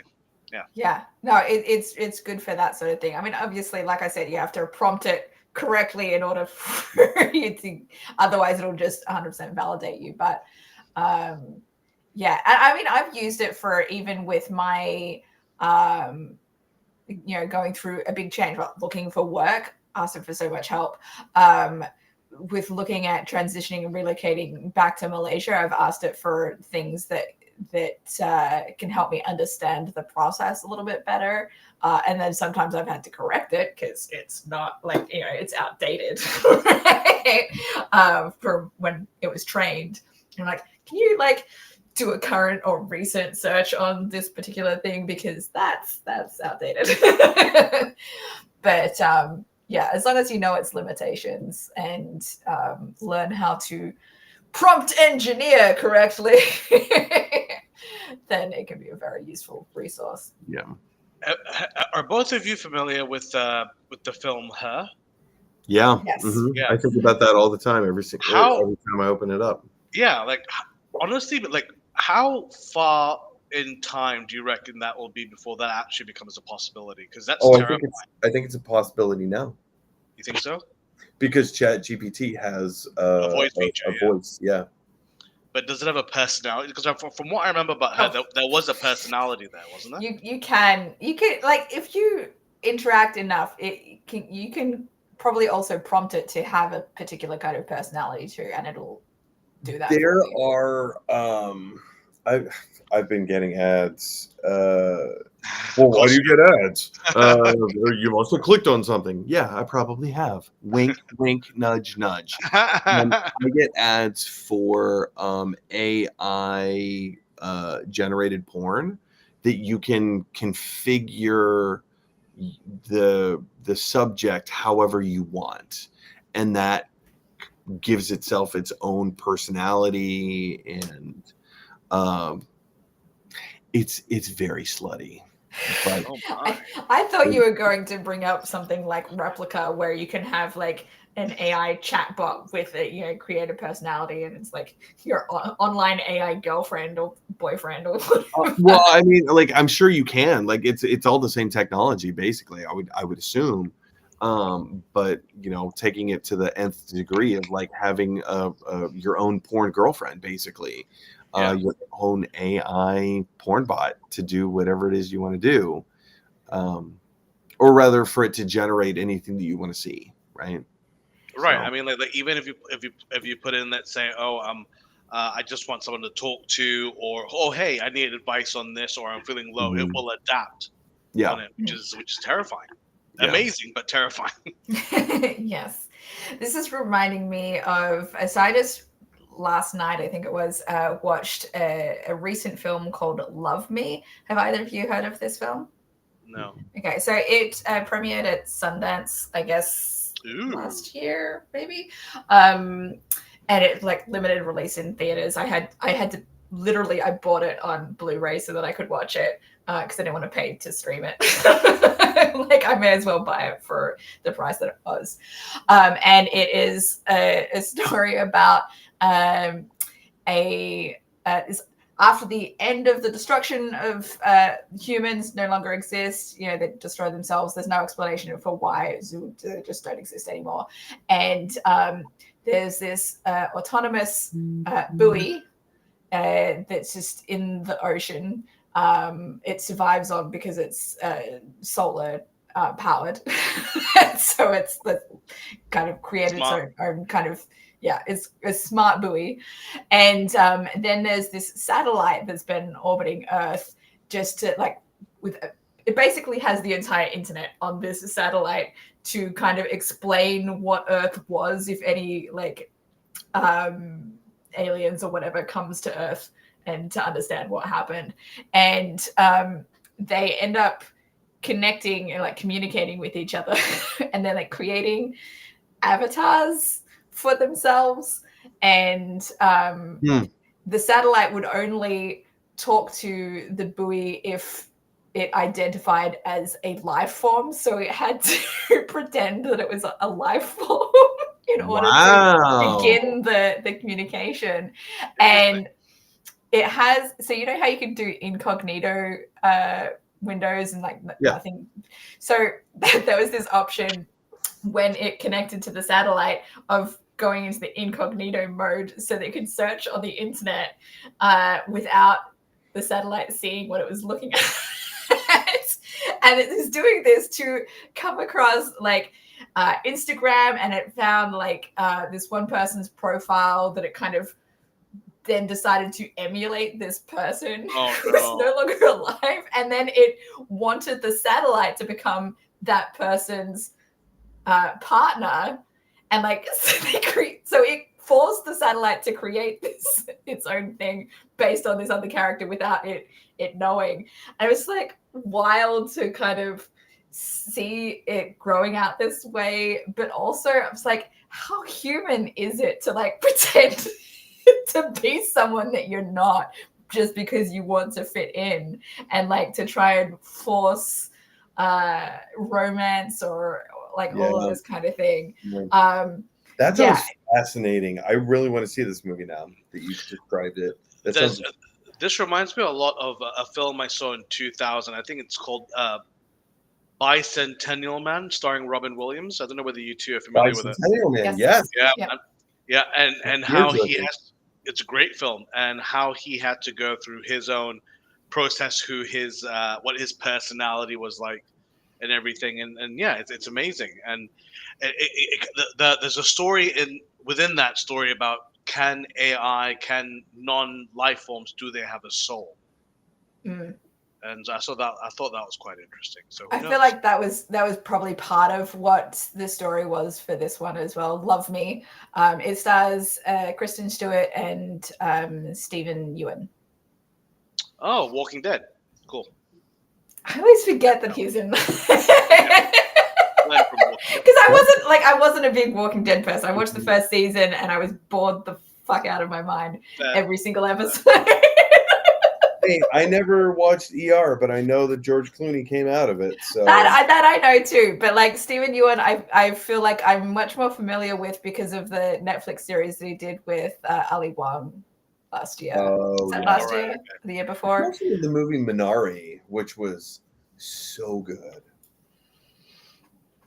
So anyway, recommend that. I don't think it's a movie for everyone, but if it sounds like that's the kind of thing that you'd be curious about, it was really interesting to see the AIs evolve and how they behaved, especially when confronted with different things. And yeah, I don't want to give too much away, but it was.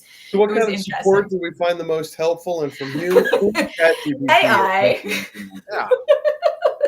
Movies. I feel like this is the other thing, is finding connection to my identity part. So I've been watching a lot of movies, and connecting with media in ways has been helpful for my coping mechanisms as I'm in this limbo state. Well, it's because it's a human experience. We all watch movies, we all connect with movies, and it's an easy entry point when you say, hey, have you ever seen the movie Her? Are you familiar with the movie Her? Because it's already on subject of what we're talking about, right? And it's a reference point that we all connect with. So it just creates for shorthand. And that's the thing with film and television, and to be fair, all kinds of media, gaming, whatever. It's escapism, isn't it? no matter what's going on in your life, fuck yes. you get to go into a whole different world and you can forget everything.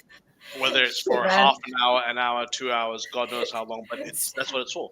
And sometimes you need to have something that connects with what you're going through right now, and other times you need it to be complete escapism. Like, I am really glad that Twisted Metal is back on Peacock now. I just watched the first 2 episodes just before this stream. Like, that is very dystopian future, completely distant from what I'm I saw like the first 3 episodes of season 1, and it just wasn't for me. Does Wasn't it get the thing. better? Is season 2 any better? I don't No, remember based how I on the felt reaction, about. no. No. I don't remember how I felt about the first few episodes. But I think it grew on me. I do think it grew on me as you get to know the characters more and more, and as they get to know each other more, because I feel like the first few episodes is more like just murder and mayhem, right? Yeah. But as time goes on, you get to know the characters at a more deeper level, and I feel that's the part that I really connected with. As a side note, Twisted Metal had a huge presence at San Diego Comic-Con last week. That's And cool. they put on an outside offsite activation experience of bumper cars. No. They Oh, that set up sounds like so much they fun. set up a full bumper cars. Did they have weapons coming off of the bumper cars to smash No, into? it was, but they did have a whole bunch of other cars sitting right outside. Hold on, I gotta find the video. All right, so this is Saturday. In the meantime, while Mike is In the looking meantime, this up, we looks like we might have a couple of viewers. Feel free to drop any questions or comments in the chat. If you have questions on the topic of life transitions that you would like us to discuss, feel free to drop them. We do like to interact with our audience if you are interested in doing so. Yeah. I have no idea if you're a new viewer or a recent viewer, old viewer, what have you. Doesn't matter. It's the bumper cars. Oh wow! So that was they look great. That was the Twisted Metal bumper cars experience. Oh wow, that's so nice. And then they also had all of these cars on display. Oh yeah. Oh, that's so cool. Yeah, that first one is like the main car in Twisted Metal. Oh wow, that's so cool, man. Yeah, it was pretty rad. That's dope. Yeah. Nice. All right, shall we move on to the next question? Yes, we shall. Here we go. Enough ChatGPT. Have you ever made a transition that others didn't understand or support? And if so, how did you navigate that? Oh, this is interesting.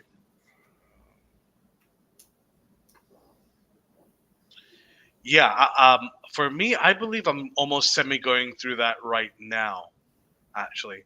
Yeah, I mean, sometimes I find that, ironically, when we mentioned it earlier, during COVID, people went through this loneliness epidemic, didn't they? Because everyone was all isolated.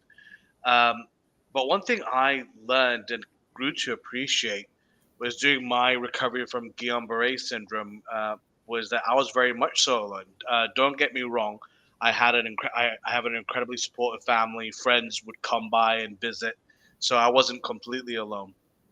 But I really got to appreciate me time. And but it got to a point where me time became confused with apathy. Like some people will be like, "Oh, well, I might as well say it. I don't really have a great relationship with my dad, and he believes that I'm very apathetic. And he's like, whenever we get into an argument, you walk away." And I grew to learn that not stoicism per se, but when you detach yourself from any situation, whether it's positive or negative, because you don't want it to affect you, that's a choice you can make. Let's say if you're in an argument with someone and you go, excuse me, I hear what you're saying, but this isn't going anywhere. This isn't productive. I'm going to take myself away. People can see that as apathy, not caring. And I will, I will say back to said person, listen, this is not about you. This isn't going anywhere. My mental health, I got to take care of it. We're taking a time out, and that's it. And take yourself away. So yeah, I mean, even though people who do that, I realize whenever you disengage, it takes their power away, and they see that as so and so not caring. But I'm like, you do you, boo. That's fine. But in navigating that, it's just you're ensuring your own peace of mind, your own mental health, happiness, and sometimes that's what you have to do. If you know for a fact arguing or even taking some verbal abuse from someone, what's the point? What's the point? Yeah, sure, they might get their kicks in, but it's only going to damage yourself. If you take yourself away from that, you're protecting yourself and you're taking that power away. So unfortunately, most people won't understand or support it, but you got to do you. Dominica? Yeah, I'm struggling with this one. I feel like the best example I can think of is maybe like family not really understanding or supporting me getting married as young as I did. However, I didn't know that that's how they felt until I got divorced. Because they didn't say anything to me about it at the time. Sure. And so, like, that's why this is tricky to answer, because, like, how did I navigate that? I didn't even know that they didn't support it. Yeah. So, yeah, I guess that's the tricky thing. Otherwise, like, the only other kind of example that I can think of right now is with my current transition of potentially moving back to Malaysia. That is something that my ex-husband absolutely doesn't understand. And he doesn't fully support, but he is not going to stop me from doing it because it means that I will be paying him a lump sum of money that I owe him for the house if it happens. So, and I don't feel like I need to explain myself to him because he's not a part of my life in the same way that he was previously. It impacts him in the sense that it impacts the how he is able to spend time with his children, but that doesn't. It's not the same. And yeah. Do you mind me asking, what do you mean when he doesn't support you possibly moving to Malaysia? What's his rationale behind it? I just think that he doesn't. I don't know. He just thinks that it makes more sense for me to move back to Australia rather than Malaysia because that's where, I don't know, we have family and citizenship and what have you. But I don't think it's really any of his business where I feel more comfortable living. And Malaysia feels more like home to me than Australia does. It's where I live more recently and where I have a stronger sense of community than Australia. So, it just, to me, it makes more sense to relocate back. And also more financial sense. It's so much cheaper to live in Malaysia than it is Australia. And like, I don't know how long it's going to take me to find work and everything. I don't want to, it would take me longer to move through my savings in Malaysia than it would in Australia. Like, imagine if I was to buy a house in Australia, I would have to literally spend all of the money that I would get from selling my house to buy a place, and I would have nothing left over, right? Whereas in Malaysia, that is not the case. So, but in order to have savings that I could live off in Australia, I would have to rent, and that's not like the best financial decision for me to do. I don't want to blow my money on rent. Yeah, I feel you. Not a lot of things are coming to mind except kind of the aforementioned, like pulling back from the Mormon Church.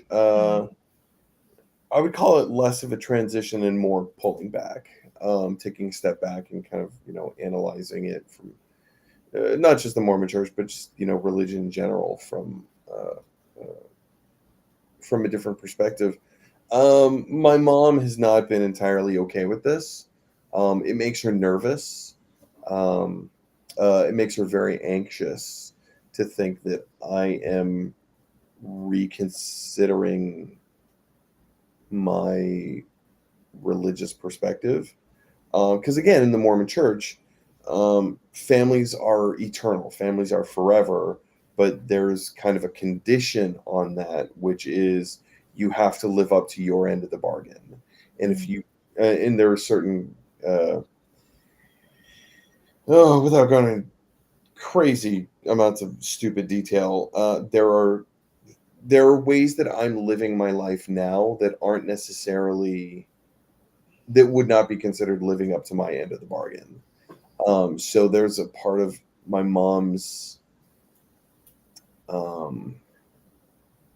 brain that is telling her that I am lost and gone forever, and that when she dies, she'll never see me again. And that is one of her greatest fears, and has always been one of her greatest fears. Not specifically from a religious standpoint, but just in general. My mom has her own trauma that she's dealt with her entire life, which is all rooted from being alone. When she was like 5 or 6, she went to Idaho to her grandparent, or to her great aunt and uncle's farm, ranch, something. I don't know. She was really young, and she woke up in the morning and everybody was gone, and she just thought that she'd been abandoned. And so she just sat on the front porch and cried all day. Nobody made meals for her. She had nobody to talk to. There was nowhere to go because they were out in the middle of nowhere. And it wasn't until the sun went down that, her aunt and uncle came back from the farm and doing their farm chore duties. But because of that experience, she was left alone. And she's always had this deep-rooted fear of being left alone. And part of that is with the passing of my father, and now with me kind of reconsidering what I believe in a religious sense. To her, that has activated that fear that she will be left alone, or that I will not be included in the family after death. So trying to kind of navigate those waters is a little tricky. Yeah, no, it sounds tricky, and sounds like she had a very traumatic experience. I mean, imagine going through that at that age. Like, that's terrifying. Yeah. So, okay. Like, I have abandonment issues, but not because of caused something like that. I feel at least I'm able to work through mine a little bit. Yeah, I mean, I've never gone through anything like that, but let's be honest, if I had, I would probably act the same way. Yeah. I got lost in a Kmart once. That scared me. I'll bet. My daughter got lost in a Tesco in Malaysia when she was, I don't know, like 3, I think.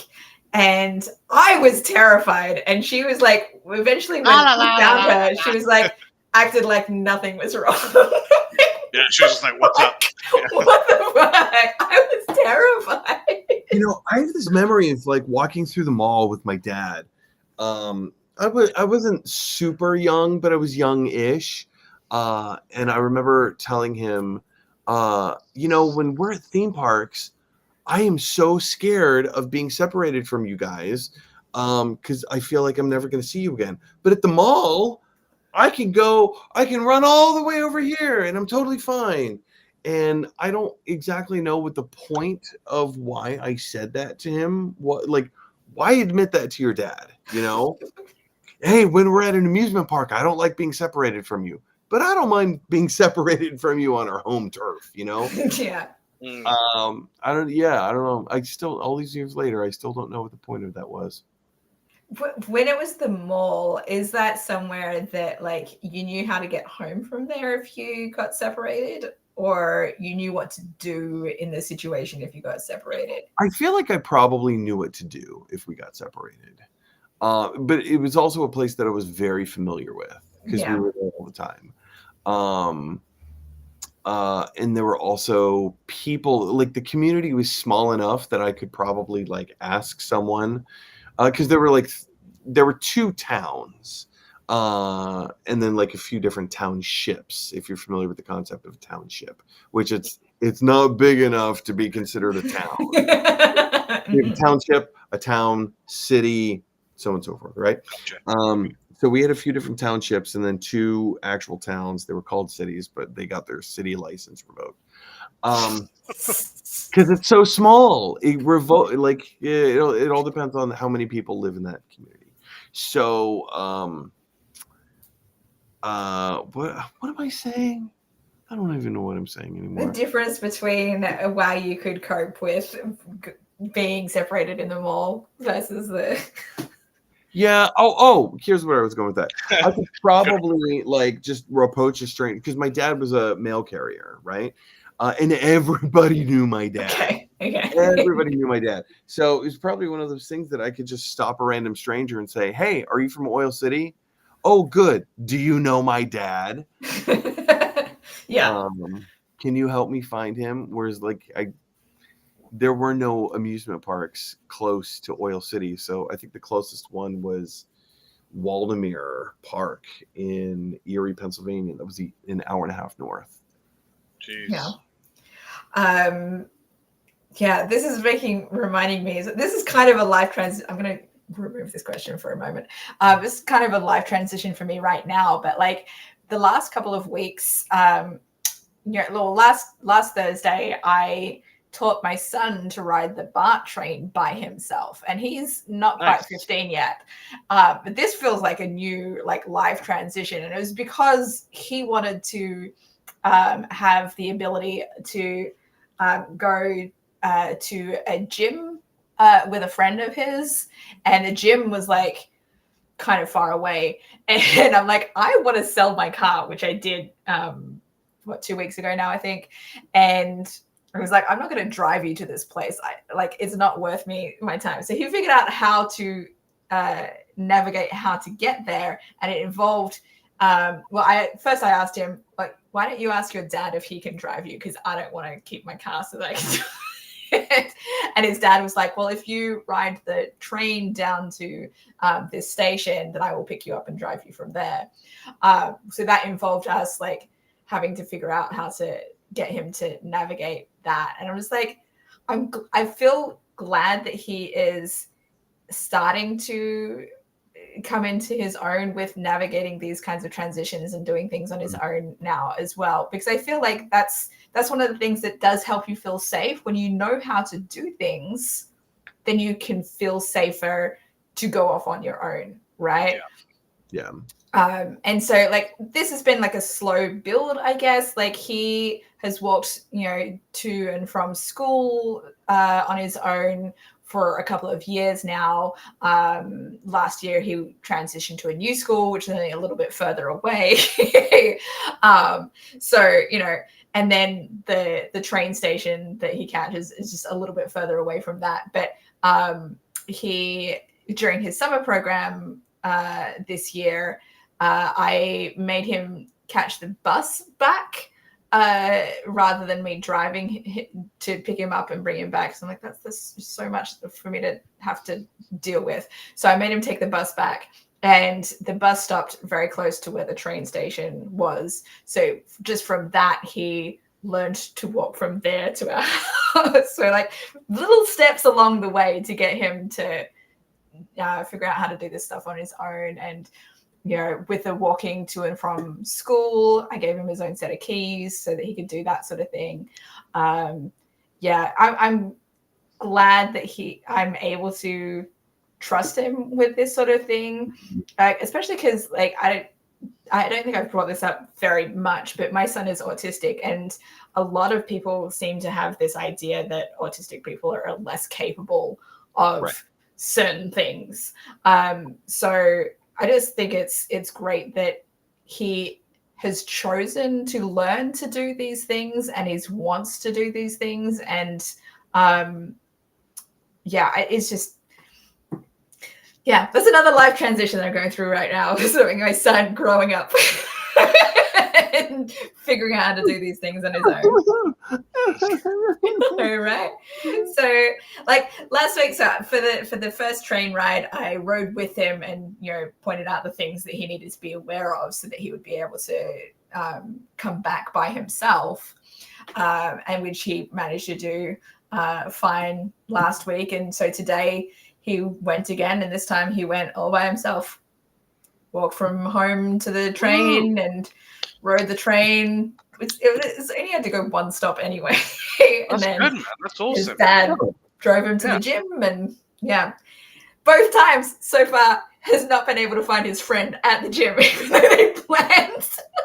Because my son doesn't have a phone either, so he's not like able to text to communicate to find him. But like that in itself is kind of scary because it's like, well, what happens if he does like mess up? Telling tales out of school. My brother and sister-in-law got their kids Apple Watches, or just you could even just do it with a smartwatch, but Apple Watch, family plan, whatever, right?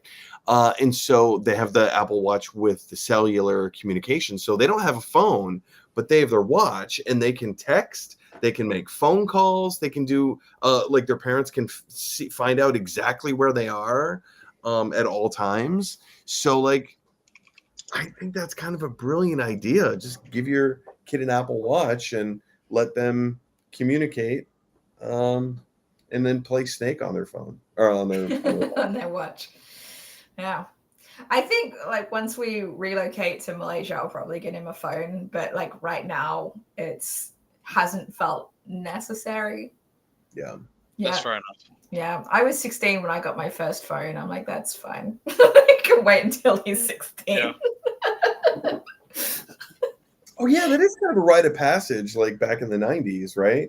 You got your own phone line in your own bedroom. That was a big deal. I didn't get my own phone line in my own bedroom, but definitely my first mobile phone when I was 16. My and the only reason that we got it, I think, was I just remember like my mum seeing an ad where you could buy two phones with two different lines as part of a plan. So she decided to do that so that she could have a phone and I would also have a phone that she could call me if necessary.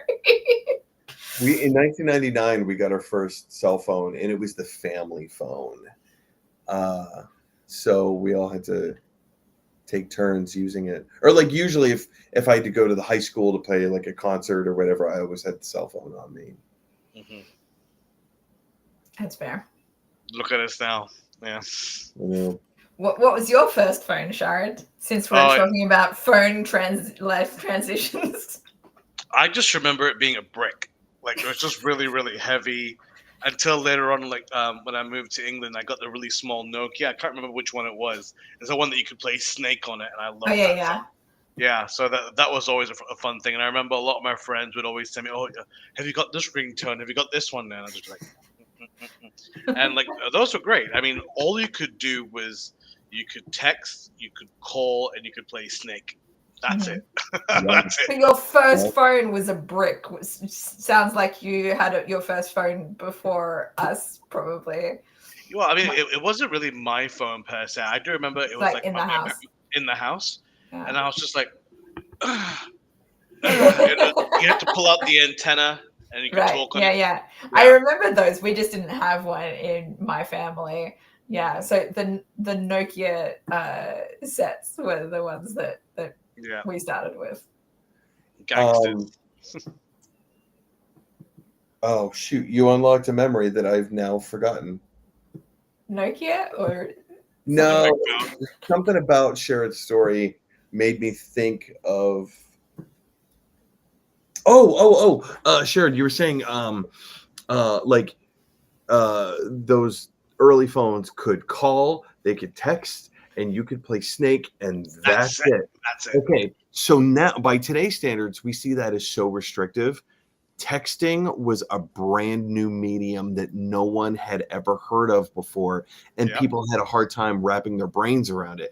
What do you mean you can send a messages. message? Like you can But can it type took forever words. to write because you had to press the Yeah. It'd be like numbers this, until and I it was got like, to the letter that you wanted it to be. But it was such a revolutionary concept for its Oh, yeah. time that Yeah. you were like, I don't have to call someone.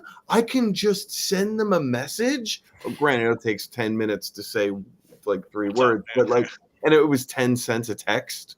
yeah. And if you Or were Yeah. I think roaming, it was like $0.25. 25 cents for us. It was what a concept. What an absolute concept. What a time to be alive, right? Yeah. It's an era for sure. Well, that's the thing. Like, I remember like taking my phone, my Nokia, to a shop, and I wanted to like quote unquote pimp up my phone. And I remember they took it out and they put this it turned it bright blue lights and everything, and gave like all these new cover. And I was just like the cool kid around school. It's like bright blue, and everyone was like, "We don't care, dude." But it meant a lot for me. So If you were in Oil City, everyone would have thought that you were the coolest person. yeah, The phones lasted forever as well. Yeah, I didn't get a new phone until, so that was 2000. I got my first phone, and I upgraded in, I think, 2004. So that's like four years later. And I bought a Sony Ericsson flip phone. And the main reason I had to upgrade was because I needed a phone that would be compatible to use overseas. Because the Nokia phone was only like the bands or whatever it was on was only like you could only use it in Australia. I'm like, I'm going to be traveling to different parts of the world, and I need to be able to use my phone in these other parts of the world. So I upgraded and bought a Sony Ericsson, and then that phone lasted me like 6 years. I still had that phone.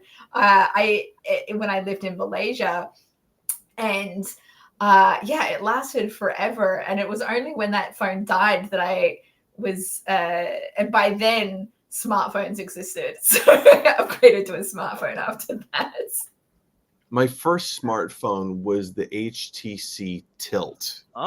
Very cool. It was this phone that like slid out like that and then up, and so like you had the keyboard down here, and then this was the screen that like tilted up, and then you would just put it back down. I love that thing. I thought it was so cool because you could like set it down flat on a table and have the screen tilt up, and you couldn't watch movies because it wasn't like that smart of a phone, but I just thought that was the coolest thing. My first smartphone was also an HTC, but I think it was the HTC Desire or Desire HD, something like that. Yeah.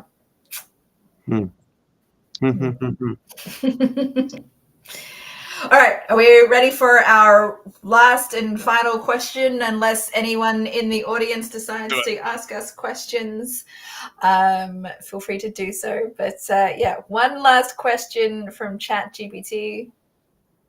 Let's get it. And that is, what do you wish people talked about more when it comes to the emotional side of life transitions? That everything's normal. Yes. That everything is as it should be. You're not weird. You're not a weirdo. There's nothing wrong with you. Everyone transitions from this to that, and everyone's experiences are different.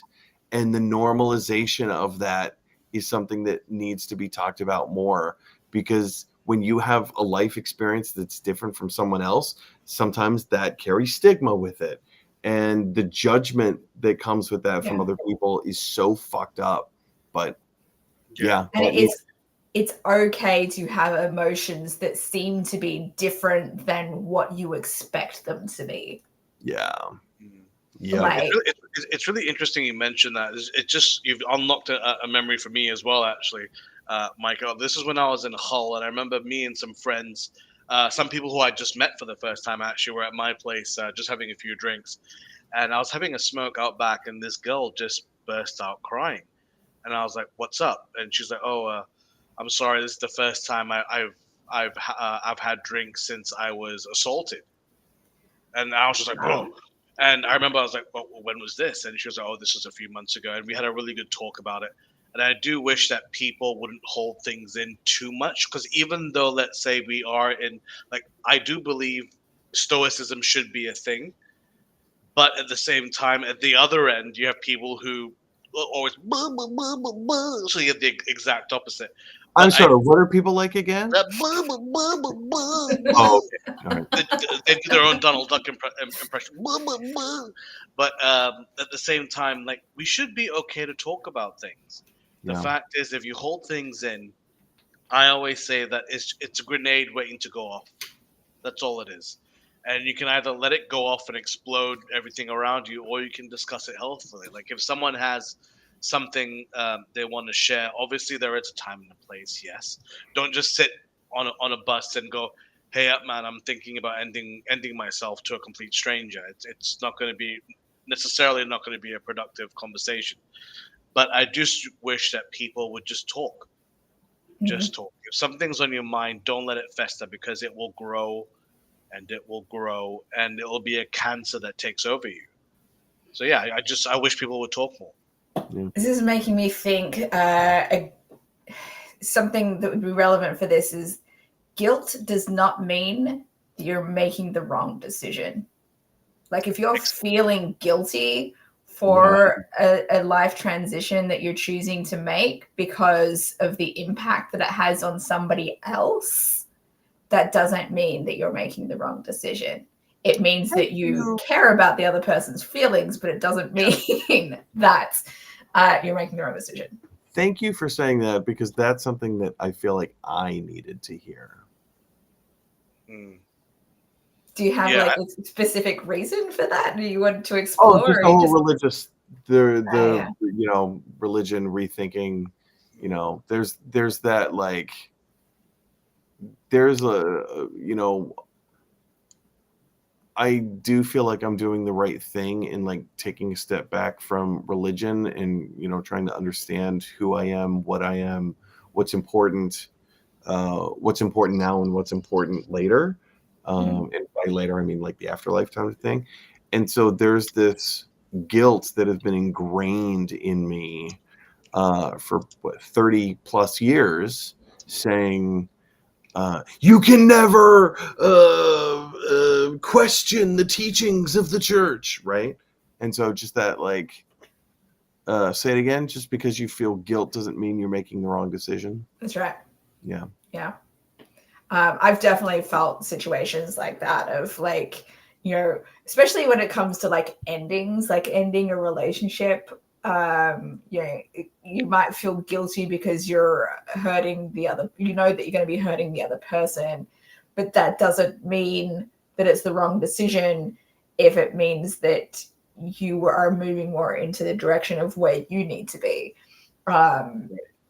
Yeah, there are so many examples where you might feel guilty for making a decision. Like, in relationships where, like, say you want to relocate to another country and your partner doesn't want to go with you, then, how do you navigate that? Like, are you going to feel guilty for going without them? Are you going to feel guilty for choosing to stay, or like resentful if you choose to stay? Like, it's a lot to navigate, but yeah, I think feeling guilt for decisions that we make, especially big life decisions, is probably pretty common, but absolutely does not mean that you're making the wrong decision. Right. it's really interesting, Mike. This made me think about this film. I'm sure you two have heard of it, Dogma. Yeah, Oh, yeah. With yeah. Yeah, at the end of That's the how we film, raised. yeah, at the end of the film, when I think it's Bethany, when she talks to Metatron, Alan Rickman's character, he asks her, "Well, do you believe now?" And I remember her. It still rings true. She goes, "No, I just have a good idea." Mm. There you go. That's all you need. Definitely need to rewatch that film. Great film, right? Yeah. I also need to rewatch it. I have it on DVD because my brother bought it like years ago and then gave me his copy. And I know like it has been hard to get a hold of, I think, because of distribution. Well, you can rights. buy it on DVD, but Harvey Weinstein held on to the rights for some kind of a political, not like politics, not like government politics, but like his own political reasonings. Yeah, I think he used it for leverage. Yeah. And then shelved it. So like whatever DVD copies were made, that was it. Yeah. And I think you can still buy it on Amazon. I don't think you have a problem buying it on Amazon, but the streaming rights were not available. And some things are like that. I remember, like, wasn't that the situation for like 28 days later and 28 weeks later for the longest time as well, up until recently, that there was no way to get a hold of it for a similar reason? Yeah, that sounds familiar. Yeah. Could it have been like Weinstein was just having issues with Kevin Smith, and they were just, no. In fact, he called up Kevin Smith to see if he was interested in buying the rights to Dogma. And then when Kevin Smith said, yes, please. I've been trying to get my hands on this for years. He goes, good to know. And then just sat on it still. And then fucked over Kevin Smith. What a dick. That sounds like such a Weinstein thing to do as well. Yeah. Mm-hmm. Oh my God. Okay, I'd have to go back and rewatch the YouTube video where Kevin Smith talks about the whole thing. It's so good. That Kevin Smith video when he just talks about it, like that alone is a film in itself. It's brilliant. Yeah. I feel like this discussion is a great segue into bringing up what next week's topic is probably going to be. Hey! Speaking of Harvey Weinstein, our next week's topic, as suggested by Mike about a month ago, is going to be before his leave of absence. We'll talk about problematic public figures, something to that effect, and how we feel about them. Public figures. Non-political public figures. So problematic. anyone in the public eye who is not political, whether they're non-political public figures. Okay, it's a mouthful. Yeah, I will not be able to fit that all in the title. Probably I'll mention that in the caption. Yeah, it's a mouthful of peas. Yeah. A mouthful of peas. So yeah, more in the realm of creative arts kind of fields, or writers, production of films, television, actors, like musicians. There's that kind of realm of possibilities of public figures. Yes? Stay tuned till next week, kitty. That'll be next week. Yeah, it's probably going to be the same time next week. Yeah. As long as we're all available to do that. And yeah, thank you for tuning in and watching. Whether or not you chose to chat with us, I don't think Lego Timmy is still around. Otherwise, he still would have said something. We have had viewers drop in here and there. Thank you so much for tuning in. It's fine for you not to say anything, although we do appreciate your comments when you have them. Feel free to drop us any questions or comments in the comment section after the fact as well. We love to hear from you. And if you have any suggestions for topics you'd like us to discuss in the future, love to hear about that as well.